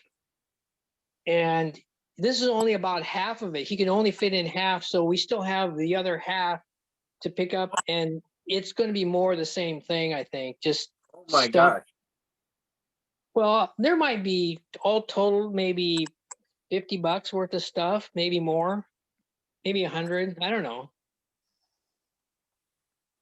But I'll try to make 20 to 25 lots, group things together, separate some stuff, and we'll just hope for the best. That's all we can do. I mean, it's some of the lots we've been getting has been really good stuff, and we've been, really blessed, and some of it's pure junk. But it's hard to say when you just get pictures, and then you have to take everything and you just bring it home, and it's like, okay, this is all the stuff. You do inventory, send it back, and then we're left to dispose of the rest. So Franklin said there was some tubes, but that was in the caddy in that box, right? right. No. So now what happened is Mike Miller went to Hannah Hood, who's in charge of this state, and he says he bought all the tubes. But then when I went through in these boxes, I found this box of tubes, and I decided to throw everything in this tube box because this tube box is in bad shape. So whoever wants these tubes is going to have to buy the whole thing. Well, I guess that was a mistake. Some of the other boxes, I found another couple of boxes or bags of tubes. So if they're here, I have no idea what's in here. So I just threw all the tubes together in hopes that somebody will buy the whole lot. And that way we don't have to try to see, because look at this thing. No one's going to buy this box. I think Dave said he wants one. It looks pretty cool. All right. It's what year is that? In the Did the 40s, pipe right? fit in there? I don't know. 50s? One man's Probably- trash, one man's treasure. Probably 40s. Put some hinges It's on a- it. Screw Well, back picture together. tubes is kind of a giveaway, right? Hammond. He says Hammond sorted some NIB. So, you're going to have to tell me if these are any good tubes or not. I'm just saying the caddy said something about picture tubes on it. Oh, they did? Yeah. Oh yeah. So that Ooh. dates it. That dates it right there. Silverama. Well, like I say, I mean, this is the condition we got it in, and, sorry, but it's not all pristine stuff. Mike Parker had several estate sales, and this is like, say, the leftover. This is where we come in and clean them out and give them a receipt, and then we're left to deal with everything. And if we can make a couple bucks out of it, we're okay. If not,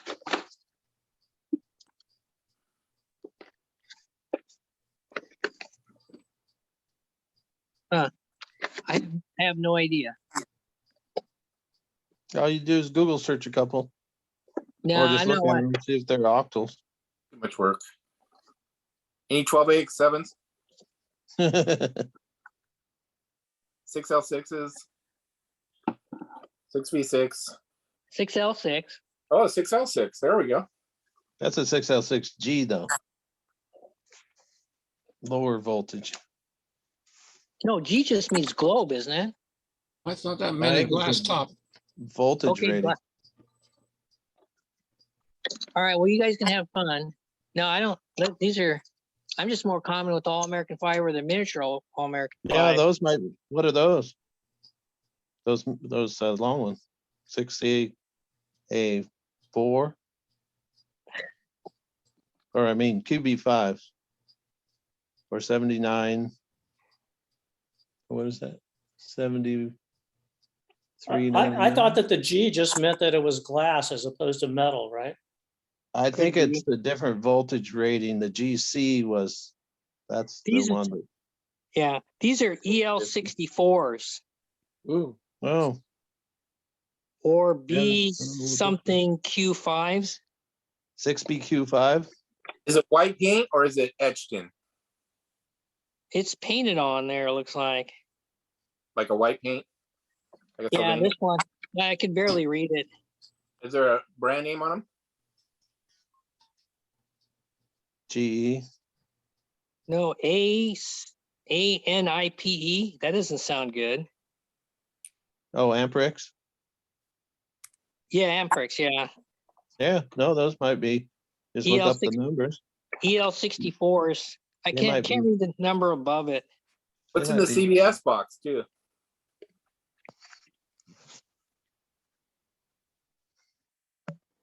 That's EL 84. Oh, it's Oh, is a that what 80. they are? Yeah, EL EL 84s are worth something. Yeah. If they're any Six good. BQ5. Yeah. Okay, but well, those are there's worth- a couple in there. Yeah, or those are several. worth something. I don't know. Guitar, they fit. Those 6BQ5s will fit in guitars. Or amps. Okay, well then, okay, we'll put them up in the auction and you can, whoever wants them can buy them. Well, there's not that many of those things. I think there's only one. Well, who knows? I mean, I just threw everything in here. No, you just have to, like, you can Google search most of those tubes if you don't know what they are. No, that's okay. Well, The person that buys them or the person that's looking at them. got enough things to do between No, I'm now. not talking you personally, a person. Any okay. person. Okay, Not good. I'm that glad. person, but any person can do it if they're interested in. Okay, well, I'm not gonna look at those. All right.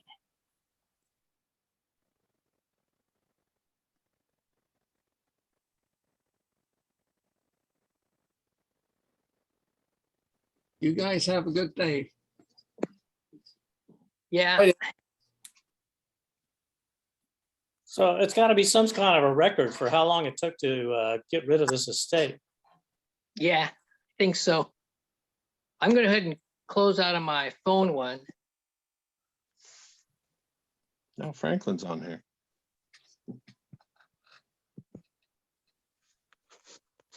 And just use my desktop one. Well, thank you, Pat. Yeah, it's taken forever when we still have to go back for one more, like a van load to get the rest of the stuff out of her garage. And there's probably at least this much stuff or more. And John just grabbed whatever he could, threw it in there. He didn't go look through anything. You'll have to go over there for a seafood dinner.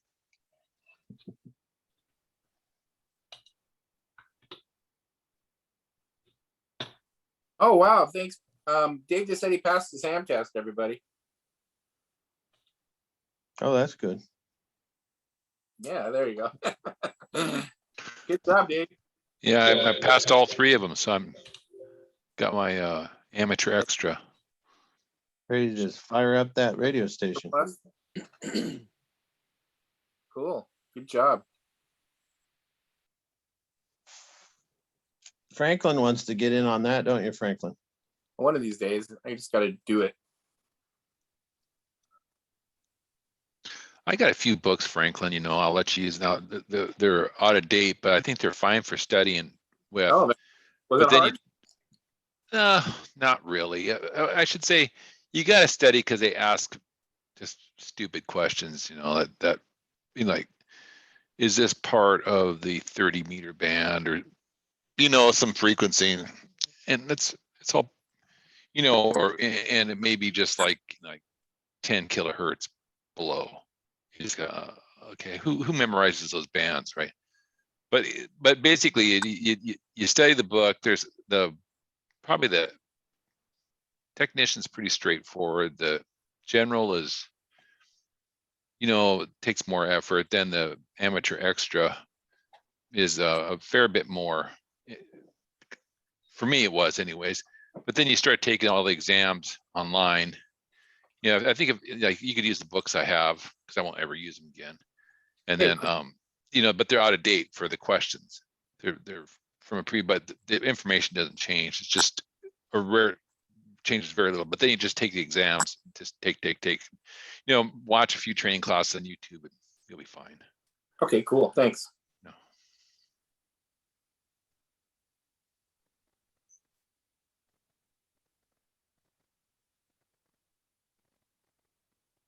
So Jake, tell me what did you think of PRSA meeting on Sunday?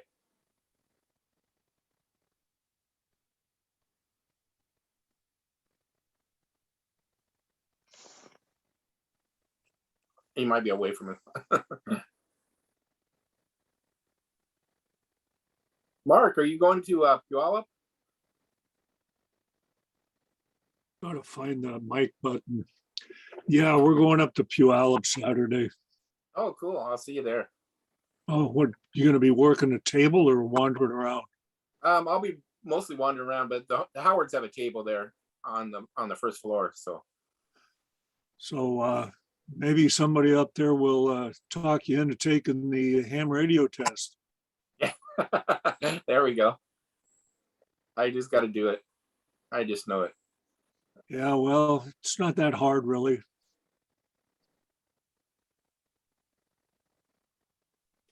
I'm kind of excited about going, meeting all those PSRA guys up there. I talked to Bill Holman and a friend of his are coming along too. So there'll be three of us kind of in a gaggle. So there is going to be a lot less people at the Saturday meeting then. Say that again. Because Bill usually shows up at the auctions. No, we're going to miss the auction. Yeah, I said Bill usually shows up at the auction, so be one less person to bid on our auctions. Yeah, some of that stuff I might bid on, but maybe we could do it by Zoom because they're Pat's going to try to Zoom it. So no, I don't know about that. Well, Franklin, I don't have anyone listen for it because I'm going to be busy setting up the auction and getting things moved around, and we got no one's going to man the welcome table or set up the speaker or except I got Christian to do it, right, Christian? He can welcome table. Oh yeah, he's going to do the welcome table and he'll do the Zoom, right, Christian? I think so. Yeah. Oh, he's going to do the Zoom.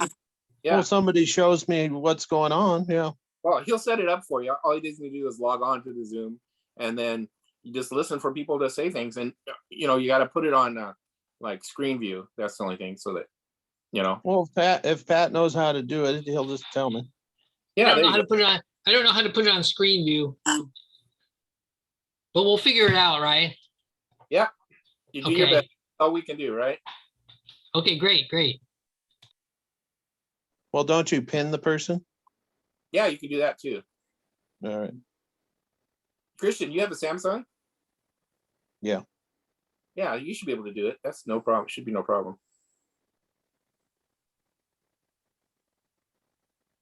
Yep. If Pat tells me how to do it, I'll probably be able to do it. Yeah, but what version of Samsung do you got? S8. A what? S8. S8. Oh. Is that high enough number? 8? Franklin? Yeah. But well, yeah, that's actually a pretty good. That's a pretty good. He shouldn't drop out.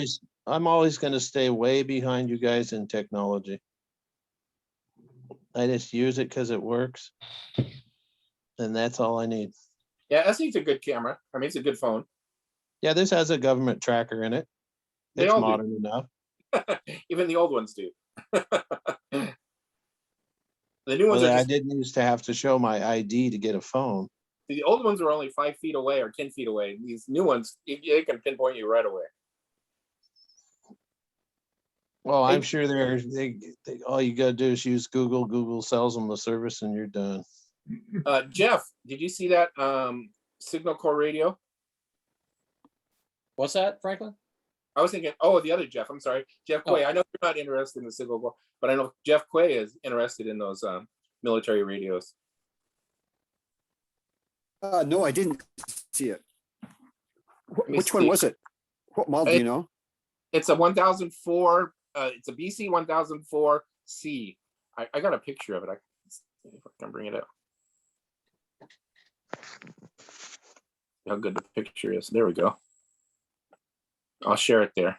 Oops. Go to the next one. Can you see it there? Oh yeah, that looks like a Hammerland. Yeah, exactly. Hammerman setup. It's a little on the rough side, but I'm sure it'll go very cheap. $1 a pound. Does it have a power supply with it?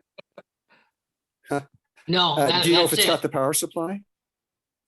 No, Okay. Are you sure it doesn't have the power supply? well, I assume when you say power supply, it's a whole different unit. I mean, that's it. That's all we got is whichever in that box. Yeah, well, I'm thinking that particular one had the power supply built into it. Well, You're gonna have to. We couldn't hear you. You're breaking up. Oh, I said if it's the Super Pro, it would have had a separate power supply. But I'm not sure what that BC 1000 number, if that's the Super Pro or just one of the other ones. Did you get a picture of the back of it, Christian? No, I just got the front. I was gonna take the back, but that was moving fast. Sorry. Yeah, I didn't get the back either. I got one here that's kind of shows the layout. Let's see if this shows it. That's the best rear of it I got.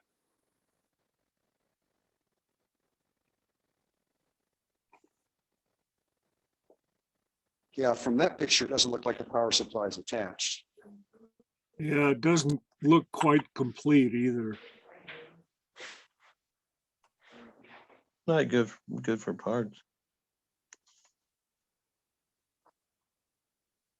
Bye, Jeff. Yeah, I mean, Or bye, Dave. David's going to bed. I'm gonna hang it up too. All right. Thanks, Warren. Yeah, you bet. Well, Franklin, how much did the last big, boat anchor go for? Didn't it go for free to Damon? Didn't he just take it home because no one bid on it? That was a signal generator, I think. Yeah, that was a signal generator. No, Totally. there were two large items, and They were both signal generators, and they're oh, both okay. they were very nice looking, even though they didn't go for anything. But they were heavy. I mean, they had cases on them. I figured that case would be valuable. I mean, it's a Well, what model of signal generator was that? Was it one of the HP something or another?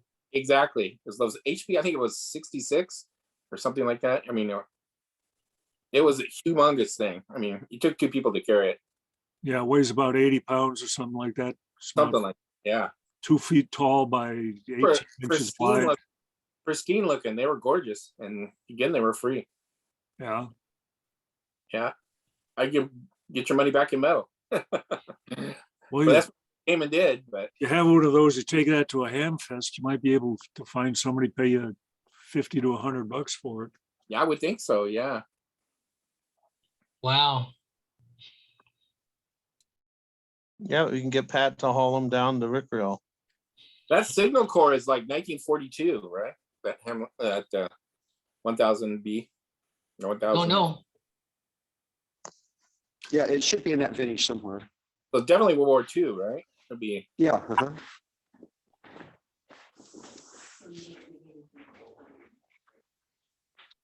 Well, Jay said she wanted to bid on it, but I don't know if I tell her it's not complete and it's all pretty scroty and missing parts, she may not want it.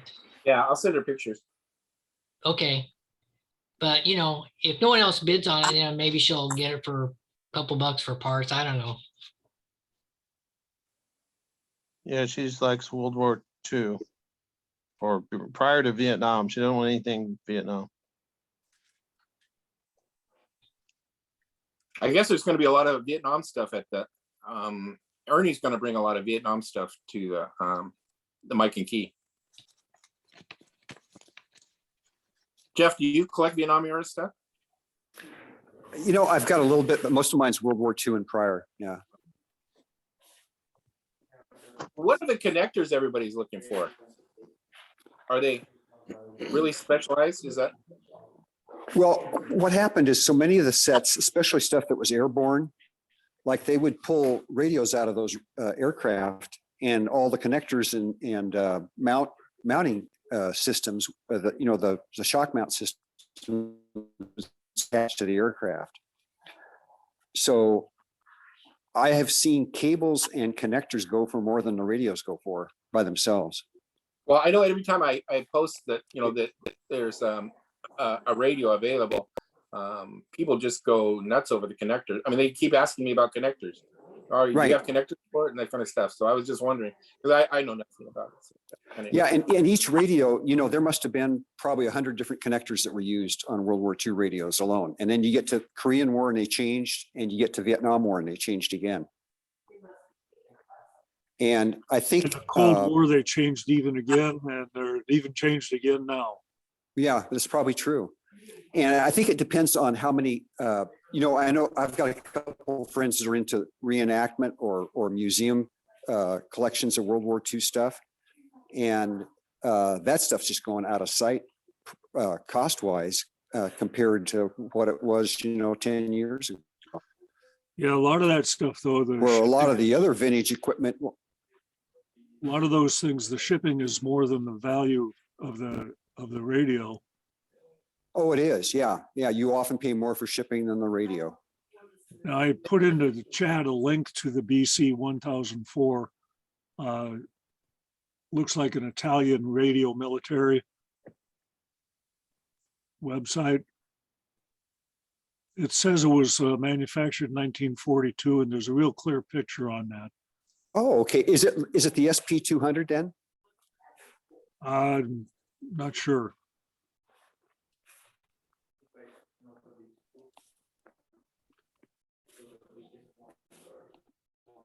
do you have are those all connectors all different? Are they very specialized, or is there kind of a general? I was just thinking if we could have some reference on those connectors that we'd know that they were valuable when we get them in lots and stuff like that.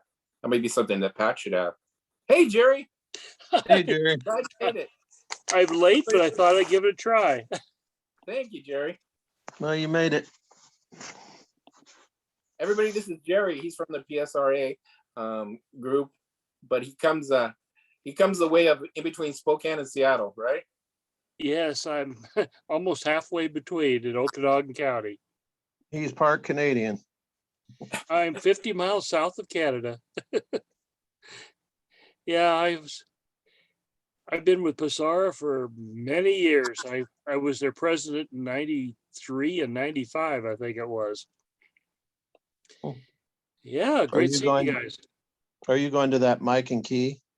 No. I'd love to. A little too far to go, huh? Oh, yes, we're 250 miles from Seattle, to give you, so add a few miles.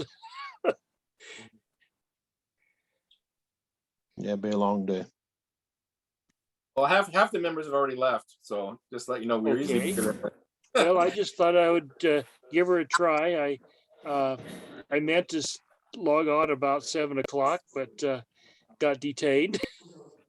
Life gets in the way. That's okay. You understand. It's Well, it's Patrick. our President Pat's birthday. Oh, and he's still here. So Who's the president now? Pat. Oh, Pat. Okay. And he's Pat, out of say something. He's out of Spokane, so he knows your area there. Oh. Pat's out of Spokane. Yeah, where are you, Pat? Well, I'm online right now, but yeah, I'm from Spokane. And a member of NWVRS? No, he doesn't live there now. He was born. Or you were born there, or you Right, lived there? right. Yeah, Uh-huh. yeah. Yeah, Pat's up in Vancouver now, Mhm. Washington. One side of Washington to the other side. Huh? Yeah. Hey, by the way, we've been getting some estates that have radios for sale. One was in Lewiston, Idaho. I sent that out, and then another one came from the Yakima area. So I don't know if people want to drive that far to pick up radios. Probably not. What sort of radios? My son lives in Pullman, Oh, not too far from Lewiston. well, you have to be a member of our club to find out. No, I'm just kidding. What happens is I sent it out to our members, and so if you're interested, I can get that link. Some lady in Lewiston has inherited her father's collection. It's a bunch of radios, and she's selling them out on Craigslist and stuff. And she's got some phonograph stuff too. So it looks like a lot of the pictures she's got is consoles, unfortunately. And same with the other lady. She inherited a bunch of radios too, and they look like mostly all consoles. So I can't imagine. Shipping costs are extreme right now. Yeah, well, it's just ridiculous. But I You can have to create them. yeah, it's crazy. You know, if she said, well, you can have all these consoles if you pick them up, I wouldn't do it. We can't even give away consoles at our auctions. They go for basically nothing. No, we're at $4.69 a gallon right now for regular. Oh, you're cheap. Yeah, I just paid $5. Really? Oh, well, great. It's going up, and it's going up more. Yeah, you can't ship a console. You can't give them away. What I would recommend is look behind, and if you can find some good tubes, like some 45s, pull them out and pull all the tubes out, throw it away. Yeah, that's called a trash and bash. Yeah. We have that each year. Well, what we've made it now is that anytime we have any radios on the free table, you have to take the whole radio. You can't pull the tubes. Right. I'm only kidding. Oh, no, serious. People were doing that. They were taking all the consoles and pulling all the 45s and, all the good stuff and just leaving them there. And then we had to deal with the rest of it. Oh, no, you don't want to do that. Well, we learned our lesson. Isn't that right, Franklin? That's right.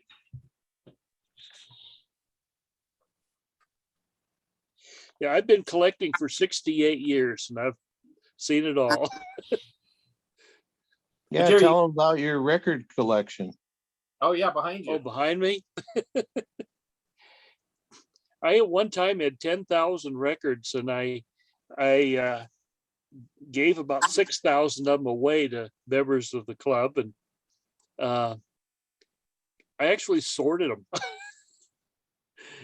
Well, LPs. And I got a call one night from a guy that said his uncle had passed away, and the uncle was a collector of radios and phonographs and records, and the house, anyway, he said it's all free, just pick up what you want. This guy was somewhere around Renton, and I lived in Kent at the time, and I had a 3/4 ton pickup that I took numerous trips with.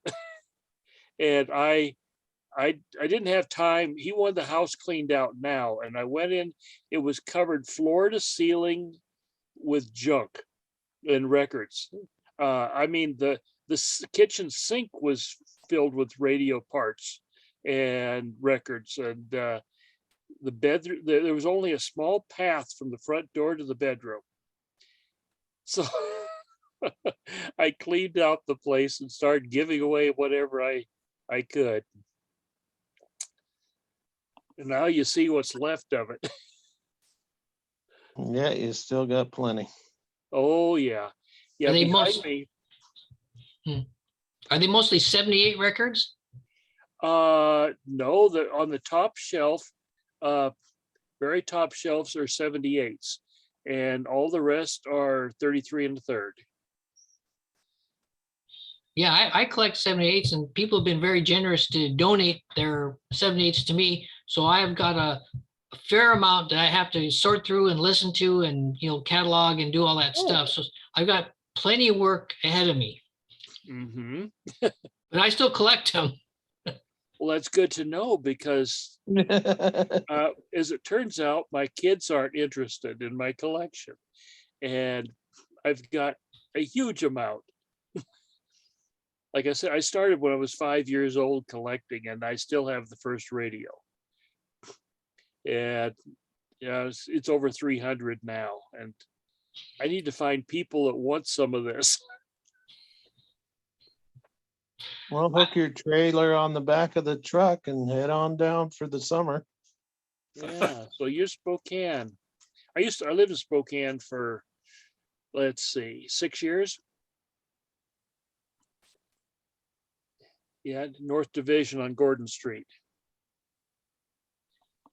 Well, I know you like, Jerry, I know you like kids' books. Jeff showed earlier a kids' book transistor book. It was pretty interesting, pretty cool. And then he had a kit that was a homemade kit. Pretty neat. Oh, I'm finding I now have 2 copies. One for kids' books, I really recommend reading some. 1910, 1911 vintage. Tom Swift is something that I just got into reading. I've got a big collection of them, but 2 of my favorite are Tom Swift and his electric rifle, and Tom Swift and the photo telephone. And these are actually science fiction from their 1910. And he's a boy inventor, and he comes up with these great ideas. His electric rifle, just a piece of trivia for you guys, Tom Swift and his electric rifle is the book from which gave the inspiration for the taser. The A was added so you could pronounce TSER, Tom Swift electric rifle. Would you believe? Yeah. And he could adjust it to where he could go from stun to actually, he went on safari and killed elephants with it. On the way to the safari, he was on board a ship, and he was able to dial in and completely destroy a whale, which was attacking the ship. But anyway, that's where taser came from, was Tom Swift electric rifle. I have 2 copies now, and I'm finding that they're all over the internet. Abe Books and eBay, and fantastic books. Yeah, I'm reading one right. I'm reading one right now. You guys, I remember those, but I thought they were published a little later than that. Well, they were. There was actually 3 versions. The early set, and then back in the 20s, maybe there was a Tom Swift Jr. set, I think they called it, and they started republishing them.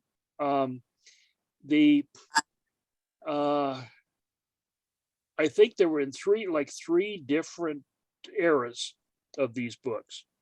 Well, I remember them being in the library in my grade school.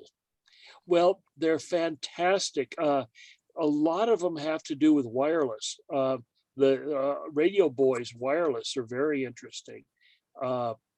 It gives you an idea of what things were like back. One is, some of them were written like 1913, just after the 1912 sinking of the Titanic. And there are a lot of stories about the wireless and how they're set up and how they operate, and buried in these books. Jerry, have you seen the movie? The Titanic, yes. So there's a movie, 2015, they brought out a movie? Yes, I own a copy of it here. I'm sitting in I got a home theater because I don't have television. I'm way up in the mountains, and I don't have TV. I'm 35 miles from a cell tower. And and I entertain myself with DVDs and radio and who knows what all.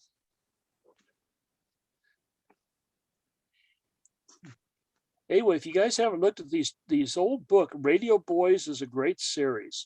Yeah, there were 30 some of them, maybe. Most of them have names on them where there were only a couple writers, and they were ghost writers, all using the same name, like Appleton and whatever Duffield. The writer, the authors on the books never existed. Would you believe? And they say they might be banned, actually, right? Because they're worried about the content of it, of being a racist kind of thing. Oh, very much so. Really? Yeah, they use a lot of racist terms. Well, in those days, yes. I'm not for banning anything if you can't take it. I did that to and it brought the price way up, like what was it, the Cat in the Hat, or I mean it was that guy, what is this? Yeah, exactly. Yeah, there's the Radio Boys books. I think it's, Radio Boys have a guy, let's see if I got the right series. No, it was Tom Swift. Yeah, Tom Swift has a hired hand. He's a very wealthy kid, and he has a guy that's a black guy who works for him. His name is Eradicate. He goes by Rad, and he's got a mule by the name of Boomerang. And there's some of the adventures there. I think people would probably, and I bet some of the population would say no, it should be bad. But and I bet PETA would be not happy with them killing elephants and whales, right? Right. Oh, hey, there is a series there. It was really popular back in the 20s and early 1900s to write boys books. There's a series called The Ocean Boys, and I'm looking at one right now that I just was reading just a few minutes ago, called The Ocean Boys on the ocean. Now here's a good one. The telegraph. This kid, he's 16 years old and becomes a ship wireless operator, and they're out sailing and they see a distressed ship, and they're in a big storm. Now the ship on board, he's on board of a tanker carrying oil. Okay, well, they come across a ship in distress that was a sailing ship with a broken mast, and all the people were on board, waving. Anyway, the waves were so much so high that they couldn't get a rowboat to them. Well, here's the deal. The captain of the oil tanker circled the distressed ship and began dumping overboard oil. Just kept pumping oil overboard through these big pipes, oil, and they kept circling, making the oil thicker and thicker, which calmed the waves to where they could get a rowboat over to the other ship and pick up the distressed passengers. You're talking about ideas. They were making pudding. They were making pudding, yeah. Yep. Or concrete, whatever. Anyway, you're right, Franklin. There's a lot of things in those books that they wouldn't go over too big today. Like, the elephants were being killed strictly for their ivory and their teeth. Yeah. Well, they want to ban To Kill a Mockingbird. They want to ban Tom Sawyer, Huck Finn. The only reason they don't ban Tom Swift is most people haven't read them. Yeah. They're really, honestly, they're great books if you want to know old technology. Well, Edison had a thing where he was killing animals in public, right? For just to show how bad AC was. right? I Oh, think he killed an yeah. elephant, right? Didn't he kill an elephant and dogs all the time and monkeys and Mhm. Have you ever eaten a hamburger, Franklin? oh yeah, You know Every what day. they did to that cow? yeah, Oh. shot it in the head.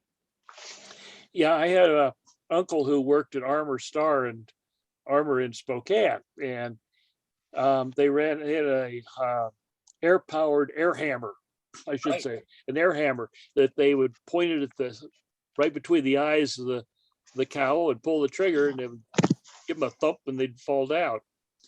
That's how they killed them. Thousands at a time. Thousands. Of Yeah, them. air hammer. Excellent. Welcome to McDonald's. The pigs are the harder ones because they squeal like crazy. Oh my gosh. Yeah. Like bloody murder. Ham I and bacon.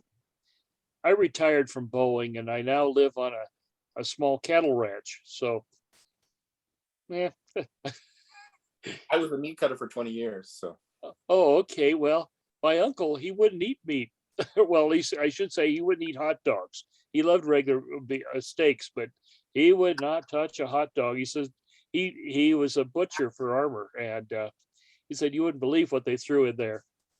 yeah, that's like that mechanically separated chicken and stuff like that. That's crazy stuff there. Yeah, but that has rib meat in it. It has rib meat. It has all kinds of meat and all kinds of stuff. And all It's kinds of got stuff. it right on the package. It says right on the front with rib meat. Yeah, that's Rib because you meat? can't cut it Oh. out. So you use a mechanical separator, which is two Delicious. funnels with little holes in it, and they squish everything in there and grind it around. And only stuff that can squeeze through these little holes are part of the meat. Well, after you high pressure cook it, I'm sure it all goes in there. I suppose none of the gentlemen on this this conference are sensitive to this stuff. Yeah, Don't eat a hot dog. Don't eat a hot dog. No, what they put in it. Yep. No, Be they got careful- Be careful with Google. what they call chicken nuggets too. Yeah, they got Google. If anybody's ever curious what's in there, just Yeah. Google search it. Uh-huh. Better not know. Most There's people a do. local joke about don't eat chicken nuggets. Just think of those poor chickens running around without their nuggets. No, they got the nuggets in there. Yeah, right. Nobody knows where the I'm in a nuggets, farming community. nobody knows where the nuggets come from, but you eat them because they're boiled in oil. Right. Well, it's got chicken and nuggets in it. So there's More there's a nuggets bunch of, than chicken, so you can call it nuggets. right.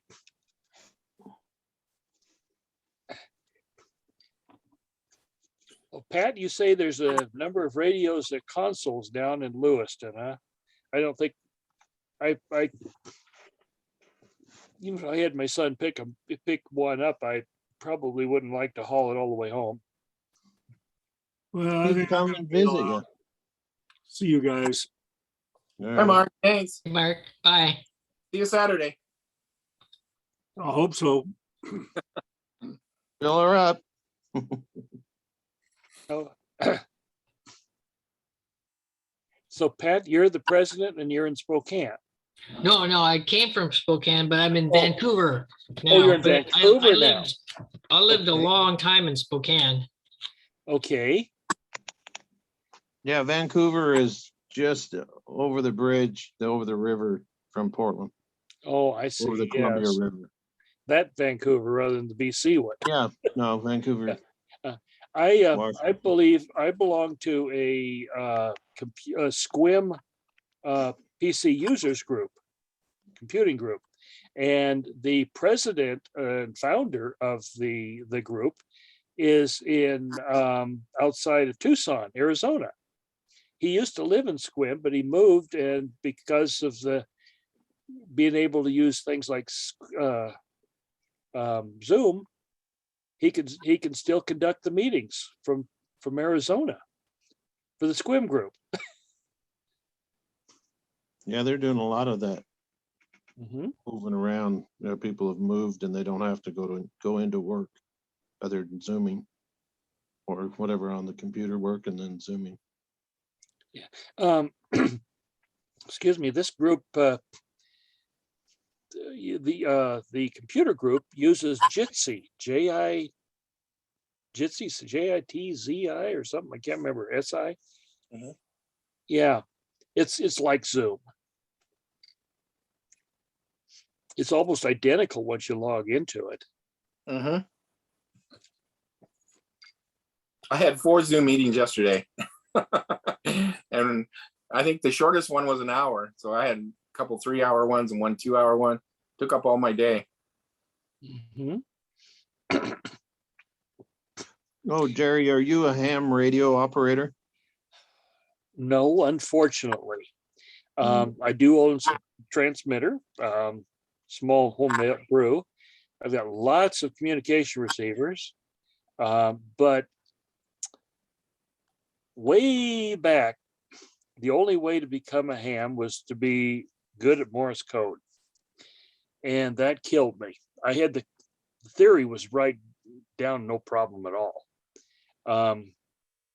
I could ace the theory exams, but Morse code, I ended up, I was able to become a novice. My wife too. We stayed together with the Bears, the Boeing Employees Amateur Radio, back in the 70s. And I became WN7WHR and she was WN7WHS. But we never got on the air because we could just barely pass the code. And as it turns out, when the rules started changing where you could get a technician's license or you'd had to go to the higher frequencies to avoid having to use code. And that killed us too, because I probably had 50 radios that maxed out at 30 megacycles, so megahertz today. And anyway, I didn't want to get into something where I couldn't use my antique radios. So anyway, I never got to it. I always wanted to be a ham. What do you use do you have a radio that you use now for? Oh, for receiving, I use a Hammerland HQ180 AC. It has a clock in it. I know, but do you transmit at all with No, radio no, around I the don't. farm areas or anything? No, I don't. EV radio? I, as a youth, I might say, I was in this area at that time, and I transmitted on all frequencies for a while. Yeah, I rigged up I got a neon light transformer, made a Jacob's ladder like thing out of it. We're at a spark between it, and 10,000 volt transformer. I put a telegraph key on the power cord, the 110 volt cord, and hooked 150-foot linear wire for antenna on one of the leads, and I grounded the other one to a water pipe in my folks' home. I believe my father complained. I was in the basement of the house one time. He was complaining that I was messing up the television set upstairs. But I was doing some transmitting at one time. So do you have a landline telephone still? Yes, I have to. Yeah, it's not a good landline.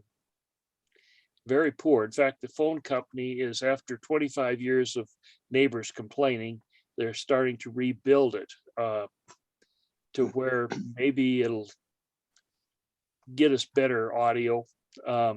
It's been flaky. CenturyLink has it now, and no phone company wants this line. They're losing money on it, I guess. But yeah, I have a telephone that it's so poor that they tell me I'm lucky that I can speak on it. There's no DSL, none of the options work.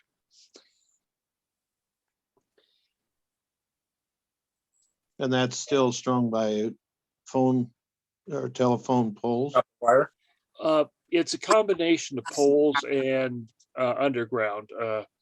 We had a 265,000 acre fire in 2014 that just wiped out the whole system and the all the above ground. And then because of the fire, it destroyed these huge forests that we're living in. And the following year, there was a big flood and it wiped out a lot of the underground. And it was quickly patched, you might say, with just splices everywhere. And it was splicing old copper wire that had been put in the 40s. So we ended up with, it was a real mess. And they're now talking about burying about 21,000 feet of fiber and tapping on with some new cable. But yeah, it's underground and overhead both.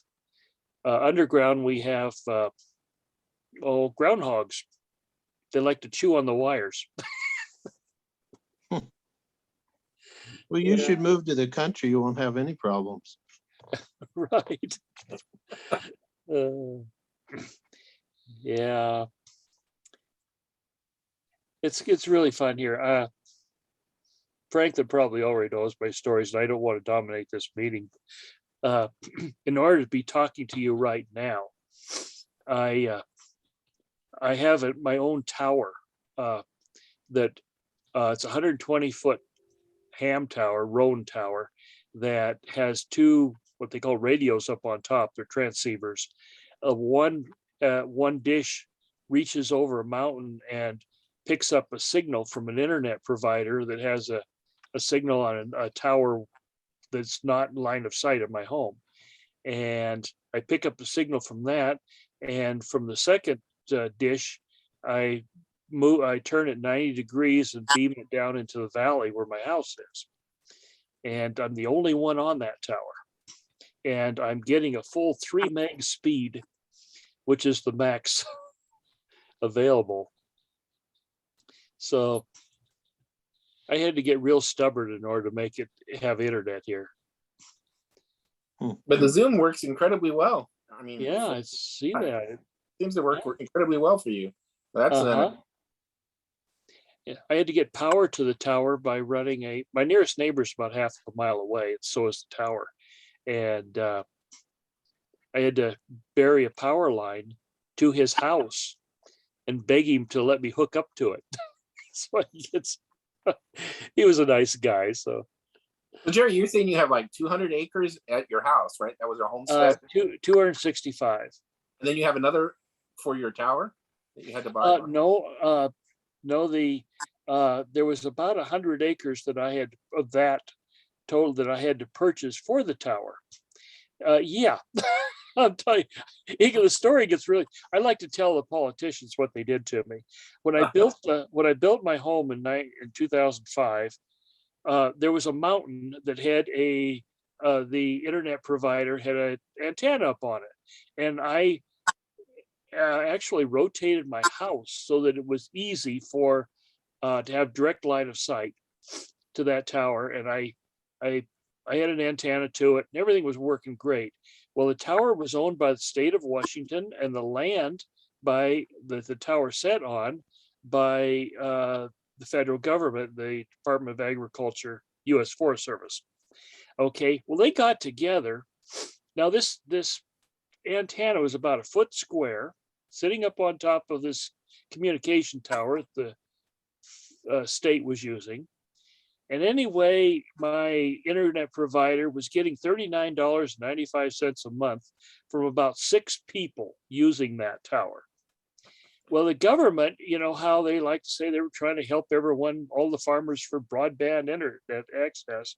They got together and decided to extort. They wanted $10,000 for my internet provider per year rent to keep that antenna up on that little tower. A little antenna on that tower. 10,000 a year. Well, of course, the internet provider said, no way. And he took it down. Well, I lost internet. So I ended up having to buy this acreage, which is it was adjacent to my ranch anyway. Okay. I had to buy the acreage in order to put the tower on it. So I like to tell the politicians that it cost me thousands of dollars to get internet. Is the land productive? Yes, well, kind of. Not as, put it this way, it's not cost effective. It is productive. I don't raise cattle myself. I lease it out for cattle grazing, and about June, a bunch of cattle come in and graze until October. Although when the fire came through, it wiped out 2.5 miles of barbed wire fence that my wife and I rebuilt ourselves. We actually had to roll up 2.5 miles of barbed wire, burnt barbed wire on hillsides, and string new wire on new posts, which some of the corners were railroad ties. So you can imagine, well, heck, we were in our mid 60s. My wife and I carrying railroad ties cross country up hillsides. We're kind of a crazy bunch. Jerry, do you have any forest radios? Some what? Forest radios? Forest? Yeah, like no. Like Linda had. I found them really interesting now. No, I don't have forest radio. It would seem that they would be in the area, right? I mean, because of all the forest. Yes. In fact, I used to fight forest fires when working my way through college. I've seen a lot of them, but no, I don't have one. The closest thing I have, which is, I mean, this is a stretch. I own a television set with Channel 1, which I've heard went to the loggers. Oh yeah. Oh, that's cool. Yeah, it's an old helicopters. That's gotta be fairly rare, huh? To have Yeah, Channel 1. very rare. Hmm.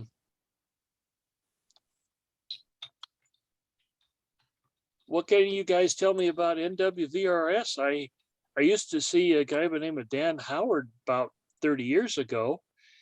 He showed up for the Basara meetings, and a number of we at that time had a joint, we each had a joint agreement.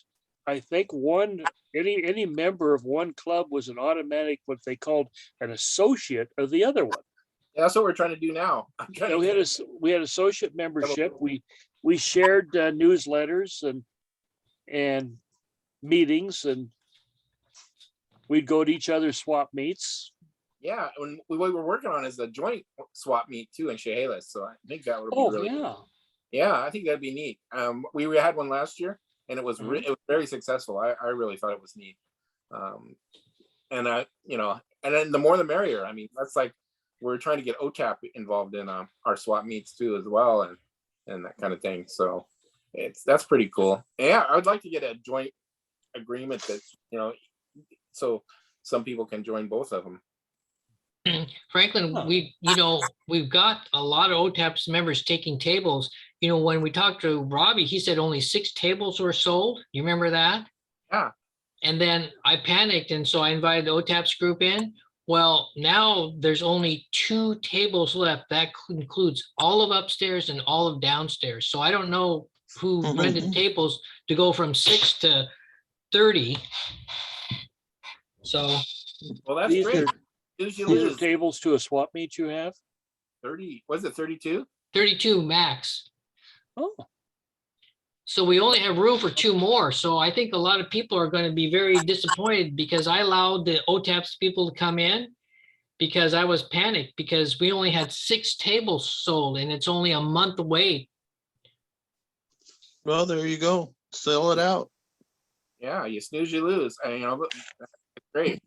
Even though, No, So, that's way better to sell out than not. well, And yeah, maybe, but I'm, and when I'm- maybe some of the club members are gonna have to pair up.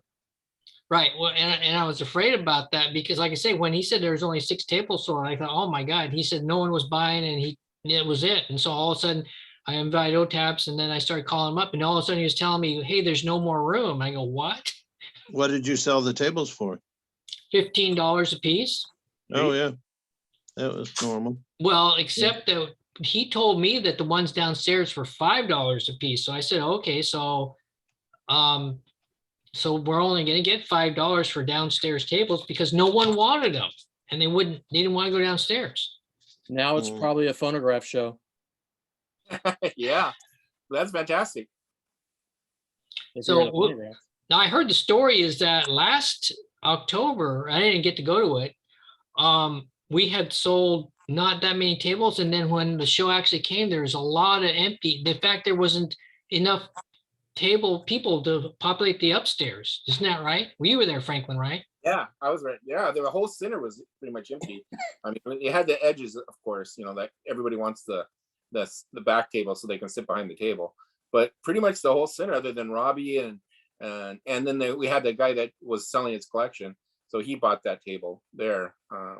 But there was a lot of them that were empty, and people were putting their free stuff on those empty tables and stuff. So, and it was basically just the group. I mean, it was basically members, and then just a few people came in. And then, like Christian was saying, that at the end there, some people came in because it was supposed to be open till 2, right? I believe 2 or 3, and they came in late at the end, and they're like, "What happened?"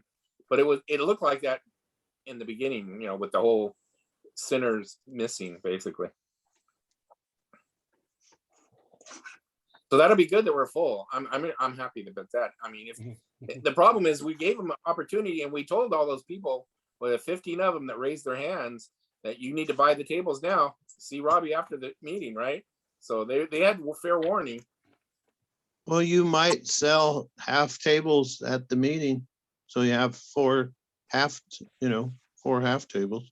And as people start selling out, they could always pair up, I guess, if they bring their stuff. But Well, if you only have 2 tables left, you're gonna, that's like, it you're might done. be downstairs too. So You'd be all done. You would just have to go half table, like you got 4 half tables, that's it. So Pat, Robbie didn't tell you how many OTAP people came in though, right? No, I can tell you because I've been tracking them. We've got 5 tables upstairs and 2 down. Or OTAP people? Okay, that's not much then. That's not, it's not I like they think just, you had 32 tables total. Right, but OTAPs counts for 7. So somewhere along the line, he sold 20, went from 6 to 23 tables, basically within what, a couple of days? Or a Of week? the OTAPs? No, for our radio club. So when Oh. Robbie was telling us that there's only 6 tables total sold, and he said it was 6 or it was 10 or 12. And then when Franklin, wasn't it you talked to him? He said he only sold 6. yeah.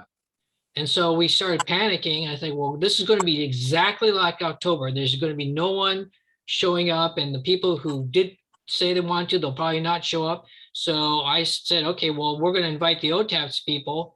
And so we've got, what did I say? 7 tables sold by them. Well, that's not bad at all. It's still a radio show then. I mean, it's even if it's not 50-50. And like you said, they probably bought most of the ones downstairs. So that's good. No, they're upstairs because they're paying $15.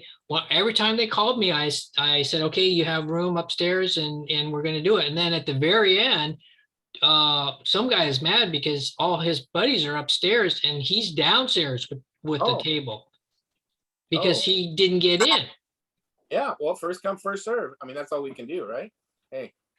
Well, everybody goes downstairs. I don't know why people think if you're at the first of the door, that's the best table. I mean, everybody wander everywhere. This way At people least I know I do. They think they want the very first, or they want certain areas that they think is better than others. And I don't see that all the time. A lot of times the best things you find are hidden away somewhere. And it's like, oh, cool. I think I look at everything and I try and look at it 3, 4, 5 times, see if I missed anything. Franklin, what do you think? I think the club is doing good. I think because Arlene's there, I think the club should spring for pizzas. I don't think it's a problem. I think we could. I mean, I hate to waste some money, but that's a minuscule amount of money. I mean, that's just small money. Well, yeah, I'm just thinking like Little Caesars pizzas, like they're $5 each, right? Why don't we get 5 pizzas would be $25, right? yeah, So- let's get 10 pizzas. You know, it's only for members or people who bought the table. So OTAP's people, we'll just say, hey, it's for people who bought the tables. Well, we got to appreciate that they came and bought those tables. So yeah, those OTAP people too. So would you serve those down in the basement kitchen? Yep. Do you need paper plates then? I think Caesars you can get some, can't you? You gotta be just cheap napkins, cheap paper plates. Yeah, I don't know. I don't think we have to worry about too much. Get $100 for $1, right? And then bring a cooler of soda or ice or whatever. Oh, coming on. All right. Gotta have water, soda. Hey, Dan.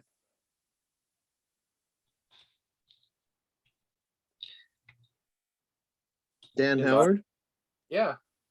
Well, Dan Howard, Yeah, just in time for Dr. Gary. I can see you. Would you believe, I got something to show you. Does this look familiar? Sure.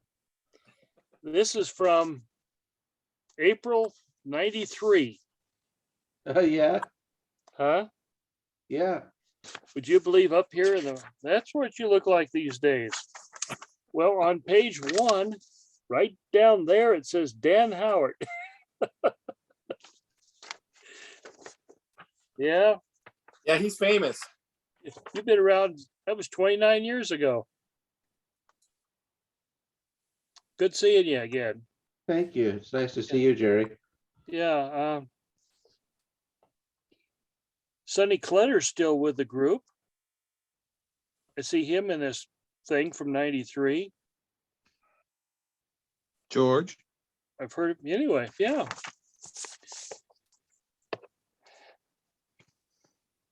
Well, I'm still around. I think I've probably been a member of Basara for about 40 years, maybe more. I can't remember. So what is the deal with Basara though, too? They said that they started in 73, but they didn't actually finish anything till 76, right? Or they didn't actually become a real group. Well, it was about 6 guys that started meeting in the homes. And they took turns of what home they would meet in, and just kept growing from there. They did have a newsletter. I have the first edition from somewhere around 73. It was just a 1-page, 8.5 by 11 typewritten letter. Guy by the name of Art Corbus was one of the guys that I got the copy from. He passed away some time ago. Yeah, you see, I back in the early days, when we were affiliated with NWVRS, I started collecting your call letter. Got a bunch of them. Still got them up on top of a mountain in Okanagan County, would you believe? Yeah, I think, Pat, don't you have a library that's full of those? Well, I think Dan Howard has some, because it could be in the archives, but as I recall, I think we're missing some from what, 75, 76? I forgot. Oh. These are April through September of '93 I have. We probably have all those. I'm not sure which ones we're missing. When I'm talking about copies, I'm talking about the paper copies. Yeah. Yeah, but we have a full set in the archives. and the better part of a second set. Back in the time of those call letters that Jerry was showing us, there was kind of a joint call letter. 1 month would be the Horn of Plenty from Seattle. The next month would be the call letter. We'd go back and forth with shared content. And Ed Buchheit was the editor of both magazines. Yes. Oh, you're right. He lived just outside of Portland. But he lived over at Alameda, right in the heart of the East Side. Okay. I remember, yeah, Ed was, the editor of both of them. That's one reason we received copies. I like the days when there was a close association between the two clubs. We're working on it, we're working on it to get back there. Yeah.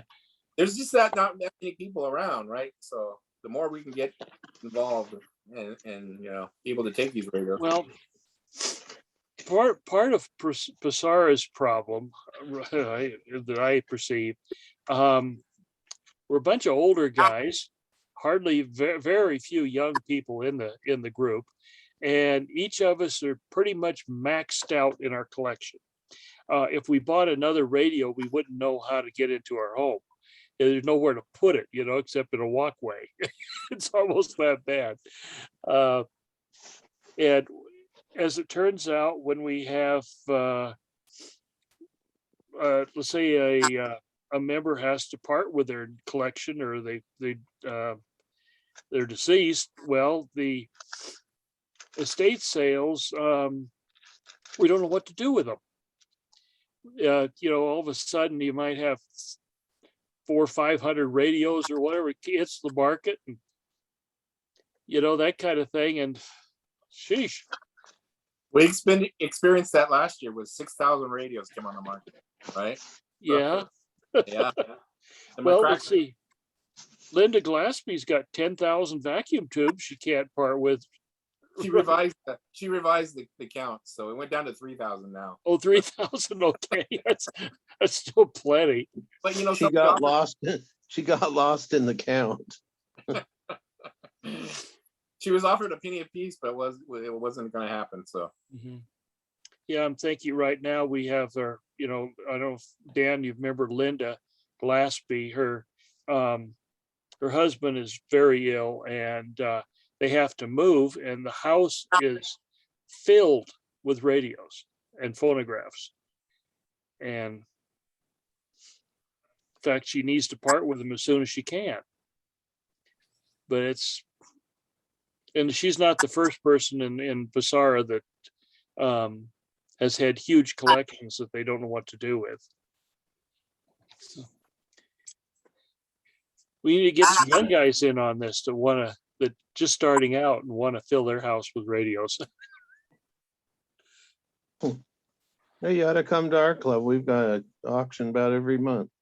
Oh, that would be wonderful.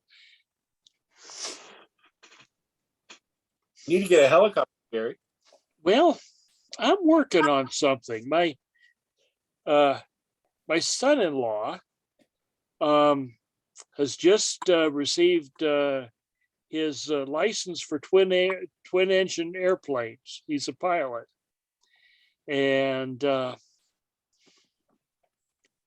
depending upon fuel costs, if I could get him to come here pick me up, that would be fun. Take me to over on the other side. It takes me 4.5 hours to drive to Kent, to give you an idea of, and I'm not sure how much further it is to Portland, probably. How far? Oh, how many Kent? hours? Huh? From Kent? From Kent, yeah. Yeah, Kent to Portland, you're probably getting closer to 2 hours. Yeah. So I'm looking at least 6.5, 7 hours to. But I love radio so much, I'm tempted to do it. Or have a summer picnic, and then those guys are gonna go to Chehalis. What time is that? June? July, Chehalis meeting? July 23rd. Oh, okay. And are we still gonna have the picnic in Portland? No, that will be our picnics is we're thinking about changing it so that we will meet with PSARA at Farrow Field in Chehalis and have a combined radio swap meet and group picnic. But it's also the same day as the Ham Radio Club in Chehalis has their swap meet. But nobody has to bring food?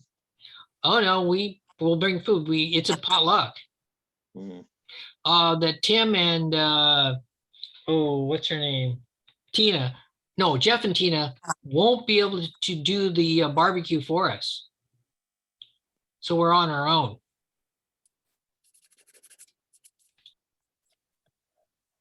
So everybody bring their Weber.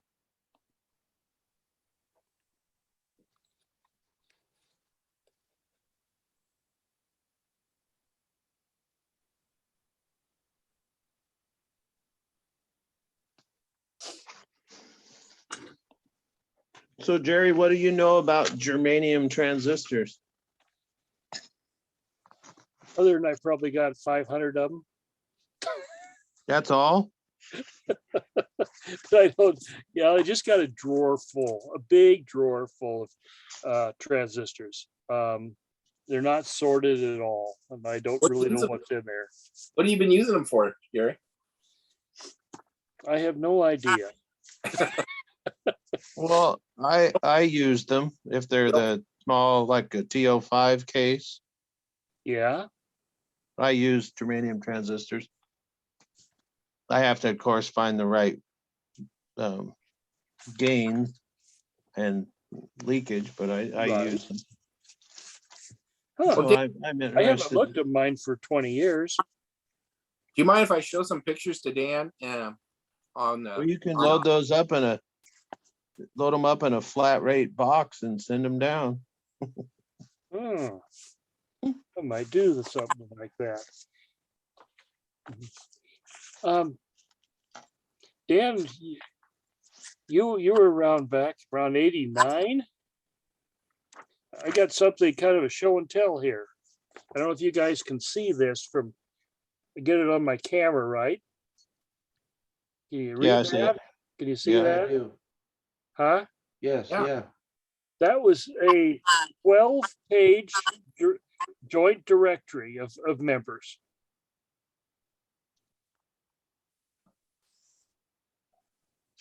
Yep. And this is part of the inside of it. The back. Yeah. It was, see how big? All the members of PSARA and WVRS together. Ed Buhite probably put this together. Yeah, probably so.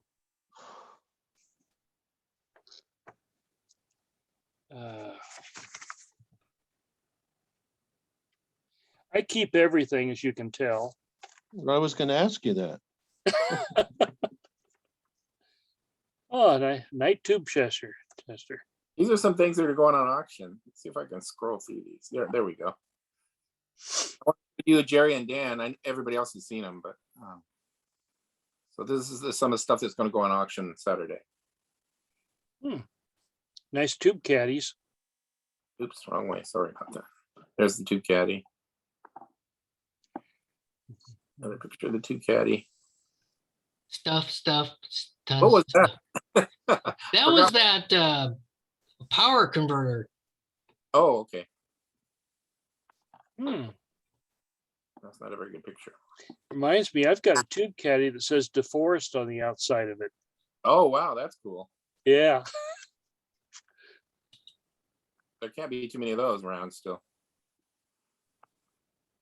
Yeah, I'm gonna head off. I'm gonna want to get some birthday cake before it's too late. I like to get back to. Thanks for coming, Pat, even though it's your birthday. I appreciate it. Well, I got to get this done because I got to get the pictures out, and I sent out the spreadsheet, but I mean, I got to make 20, 25 lots and group them together. And oh my gosh. Don't do too much on your birthday. Well, okay, maybe tomorrow. I'll have to hit it on tomorrow. There you go. There it is. Oh, You know what that is? I got something similar to it. So it's a power Yeah. 12-volt power supply, 6.8 amps. This is the one that I think Jeff was interested in, right? It's a, what was that? That was a receiver. Yeah, it's a Heathkit radio regenerative receiver, radio receiver. He says they're worth something. It's like, okay. So he'll probably get it for $3. What do you think? Yeah. I did look it up and they're worth something. Yeah, he's got 50, $100. Yeah. But you know, I can guarantee it's probably gonna go for what, $5? So this is a battery set tuners, right? Is that what capacitors? Yeah, I think so. Yeah. Can you recognize it, Dan? No, I can't really make it out. Not a very good picture. I'm sorry. Oh, Dan, we probably got what, about 7 wood cases for battery sets, and we're thinking about putting them all on the free table because, and then someone chimed in saying, hey, a lot of people have guts but no case, so we're kind of in a quandary what to do with those. Franklin, do you have those pictures you could show Dan? Yeah, I think so. Let me see. So I'm willing to save them off for you guys if you want them, because I thought they should just go to the free table because we only have time for 20, 25 items max. And I don't think anyone's going to want this unless they specifically collect battery sets. I think the Feta set would be worth something. I mean, of course, I'm just guessing, but let's see. Yeah, right now, Dad has several panels and chassis that he's looking for cabinets for. But of course, it all depends upon the dimensions of the cabinet, whether or not he can use them. So it would be great to get a chance at these before they go to the wood pile. Well, that's where they're going to go if no one takes them home. Because I was thinking they're all freebie stuff. Well, those aren't great pictures. Yeah. Well, my photographer wouldn't hold still, so. Sorry. So, Dan, are you willing to take them all and then what you don't want, you can give back to me and I'll burn? I would be happy to do that, Pat, because some of these things Dad's been looking for years just to find the right cabinet. I'd hate to pass on those if they're available. They'll be available. Yeah, if you don't mind keeping them, we'll come over perhaps next week and just bring them all home, and I'll store them in the shop till the next meeting or the swap meet or something. Okay, that's fair to me. What do you think, Franklin? It's a hassle for us to pick it up, store it, bring it, categorize it, auction off, all that stuff. I was thinking that all the wood cabinets would go to the free table. So great idea. And you got to save all the work you do. So the easiest is for you, the better. And the easiest for me is to put them outside, let the water destroy them, and throw them into the trash. Well, easiest would be just let Dan and Dick come over and grab them, right? Yeah, that would be the nicest, because Dan, you have to realize that in a normal circumstance, I could bring 10, 15 wood console cabinets, radio cabinets, and I'll bring 19 of them home. And it just wasted time and effort to do that. So if I get someone that said they'll take them all and do something with it, then I don't have to take pictures of them for the auction. I don't have to load them up, and then I don't have to bring them back home. Yeah. There you go, Dan.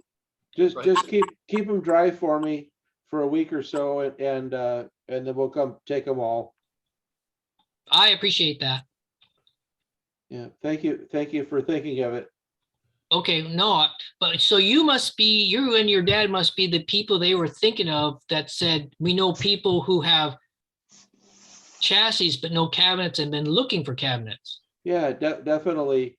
Dad has several of them. I just don't happen to have the dimensions with me to be able to speak up, so it'll be easier just to look at them in person and measure them.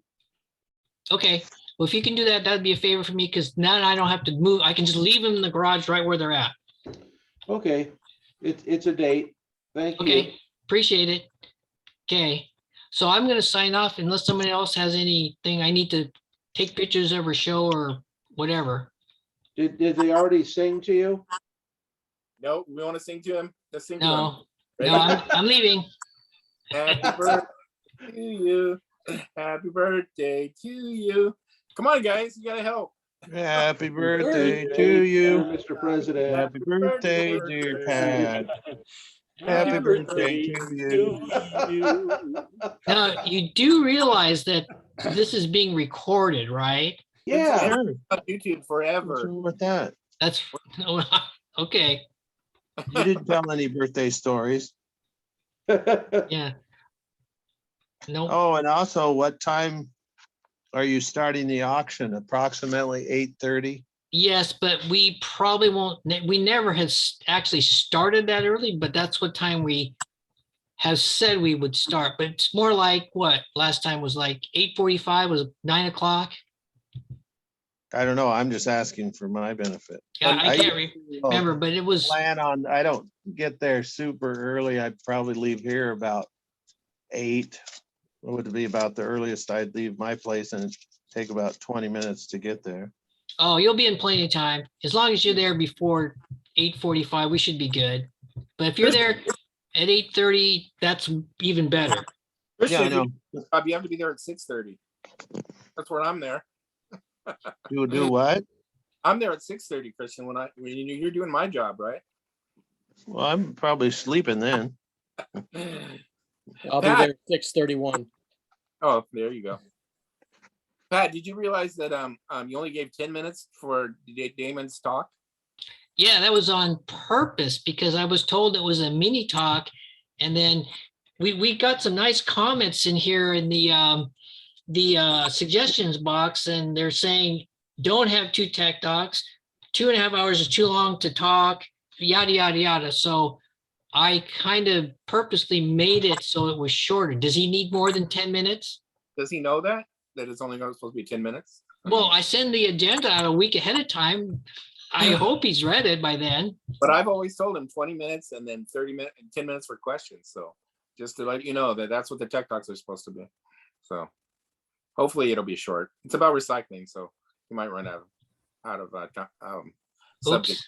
Okay. Tear it apart and get the ferrous metal separate, and then take it to the metal yard and collect your money and do it again.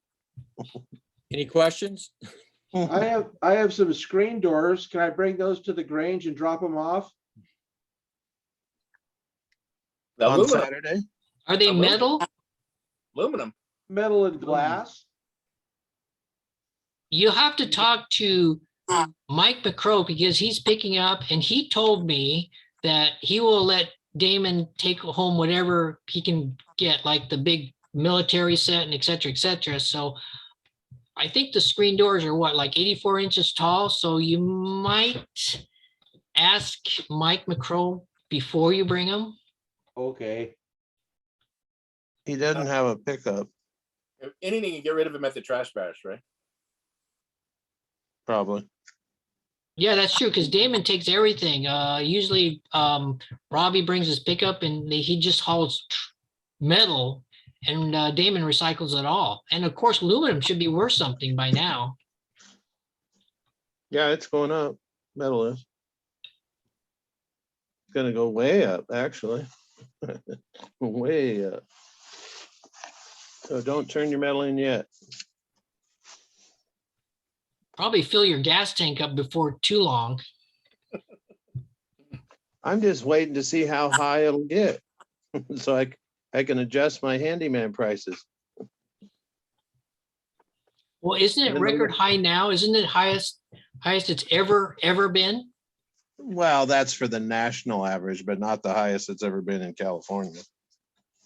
Oh, That's the national average is like 4.25. But I mean, California's the at seven. average across There's the nation. in California, it's over $7, right? It's what? There's places in California now that are over $7. Yeah, $7 is down in LA parts. But there's high, I mean, there's just high zones, high regions for gas anyway.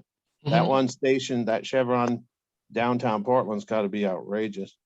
Because that's like probably the last gas station in downtown Portland. That Chevron Yeah. on Burnside. The worst I've seen is the Chevron at Fremont and Union Avenue. They're usually about 50 cents higher than any place else in town. Well, as Uncle Joe said, it's going to go up. Mhm. Yeah, now we're paying European gas prices now. Isn't it like UK's like $7 per imperial gallon? Oh, I don't. It's got to be higher than that. But they're set up for rail, and if they got cities, and if you're on a farm, I get that's the big problem is all the other diesel and stuff, the other So, fuel. Russian gas prices are equivalent to $2 a gallon. Well, you see, if Russia cannot export their fuel, they have a glut of it, so the price is just dropping there. Yeah. Yeah, they're making out really well when we won't take theirs. We're helping them. That's the truth. Yeah. They got super cheap energy. And no credit cards. No. Oh yeah, credit cards. Yeah, really. So they can't get into debt. Yeah, everything's cash. Yeah, I collect or I watch prices of metal on coins and stuff, and like pennies since about mid 82 on up are made out of zinc. They're just copper plated zinc. And I looked up the price of metal, and even the cheapy, fakey pennies that the United States Mint is making, metal value is over a penny a piece on those. And a copper penny, the old original copper pennies, they're worth 3 cents each in metal value alone. So talk about inflation. Yeah, I Oh, got well, coffee it's just- cans full of pennies. Well, I don't know. Did you guys know that your penny since about mid 82 is all copper plated zinc? When you drop a penny, that's why it sounds all tinny and hollow. Like junk. Yeah, it's made out of zinc. Look it up. But now it's actually worth more than a penny in metal content, if you can believe that. Dan left already. I was gonna say goodnight to him. Oh, Well, and you have to also put in there the cost to stamp it and haul it. oh no, it costs like over a nickel to make a penny, and I think it costs almost a dime to make a nickel. Yeah, well, that's good for the economy, isn't it? No, it just means that we're making helps money at burn a up- loss. Helps burn up all that surplus. It means that it's a poor business decision. That's why Canada got rid of their pennies and nickels years ago. It's because it costs more money to make a stupid penny and nickel than it's worth. Well, we got plenty of money. I heard that. I know. Yeah, we do. We keep printing it. I Yep, mean, just think it's cheaper to print $100 bill than probably make it. Well, that's the idea. They're printing a lot, aren't they? And we're not backing a bit of it with gold, so Mhm. it's just paper. Yeah, I heard a story that the most common denomination of U.S. currency is a $100 bill, because if you look at countries that have our money, they don't have it in 1s, 5s, 10s, 20s, or 50s. It's all in $100 bills. Well, yeah, So- they don't want to spend any more money printing it. Yeah, When well, they if that's the print- when case, they- then why don't they make like $1,000 or a $10,000 bill? It'd be a lot. Because those aren't those. Well, they'd probably find out that we don't make those anymore. I know, but why don't we make them a lot easier? Say, hey, you don't have to hold on to $1 billion and hundreds. You can have it. I think they stopped the 10,000 and the 5,000 because you couldn't back it up. Nobody thought it was or would honor it. It's just too much money on at one time. Hmm. But yeah, they had a $10,000 bill at one time. They had a $100,000 bill, I've seen that one. 500,000 I've seen it on the front anyway. for bank transfers. Yeah, it's only printed on the front. And then you turn it over and it's got some goofy guy on it. I think, isn't Woodrow Wilson on the $100,000 bill when they made the $100,000 bill? That's because he spent so much money as a progressive. Well, it just seems a lot easier. You just, have one $100,000 bill than, what, 10,000, 100 bills. Now it's just they want to keep track of the wire. It's wire transfer. They're keeping track of They it. don't want cash money anymore. They want everything electronic so they can Just steal it You just track it. and tax it. Yeah. Add a zero to it. Everything electronics really dangerous. You get the hackers in there and unplug the computer and the money's gone. Yeah, or the government just decides that you don't need that money anymore. We'll just take it. Right. off. Automatic withdrawal to the IRS. Are we? Or we don't like how you're spending it. We'll just take it like Canada did, right? To those Yeah, truckers. just flick the switch. Done. Oh my goodness. I think isn't it Zimbabwe in Africa that they have a $1 trillion note or something like that? Exactly. Probably. Inflation is so bad that you had to have a wheelbarrow full of money to buy a loaf of bread. Well, Argentina had their inflation and that thing went nuts. You had to, and then I forget what other countries where they had to spend the money they earned that day because the next day it was worth half. Jeez. That wasn't too long ago. I'm hoping the day might come that if things get bad enough, I can use my radios for barter. Really? What are you gonna do? Eat them? Yeah. Would someone trade a 45 for a loaf of bread? Best thing to do is start planting the edible plants and freeze drying it. You'd be trading the cattleins for chickens.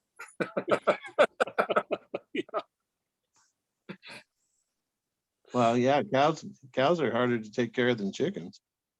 Oh dear. Yeah. But the price of beef has gone up. And it's going to go higher. As price of gases go higher, everything's going to go higher. Cattle No, it's raising is gotta go crazy. cattle raising is becoming a real pain. Every winter, if you try to have to carry them through the winter, you've got to feed them all those months hay, and so they're not out in the open range where they're eating for free. Oh yeah, just Well, that's why they're just usually big cattle ranches were so big, Yeah, a lot of land, and then Yeah, I'm gonna go, you guys. I gotta go. I want to have a piece of cake before I fall asleep. Pat, you're one of the youngest members, aren't you? No. You look young. Oh, thanks. Nope. not a Nope. day over 80. Yeah. Okay, I'm leaving. Bye, Pat. Thanks. Sure. Bye, See you bye, Saturday. everyone. Great seeing you.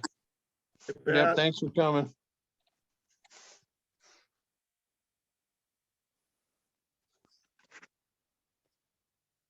It's just you, Franklin. Yeah, just me.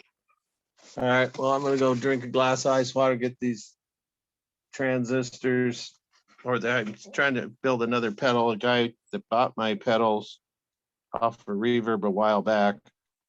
I thought I would send him a message and ask him, how they liked them, or if they were still, just kind of inquiring. Yeah. And both of them asked me if I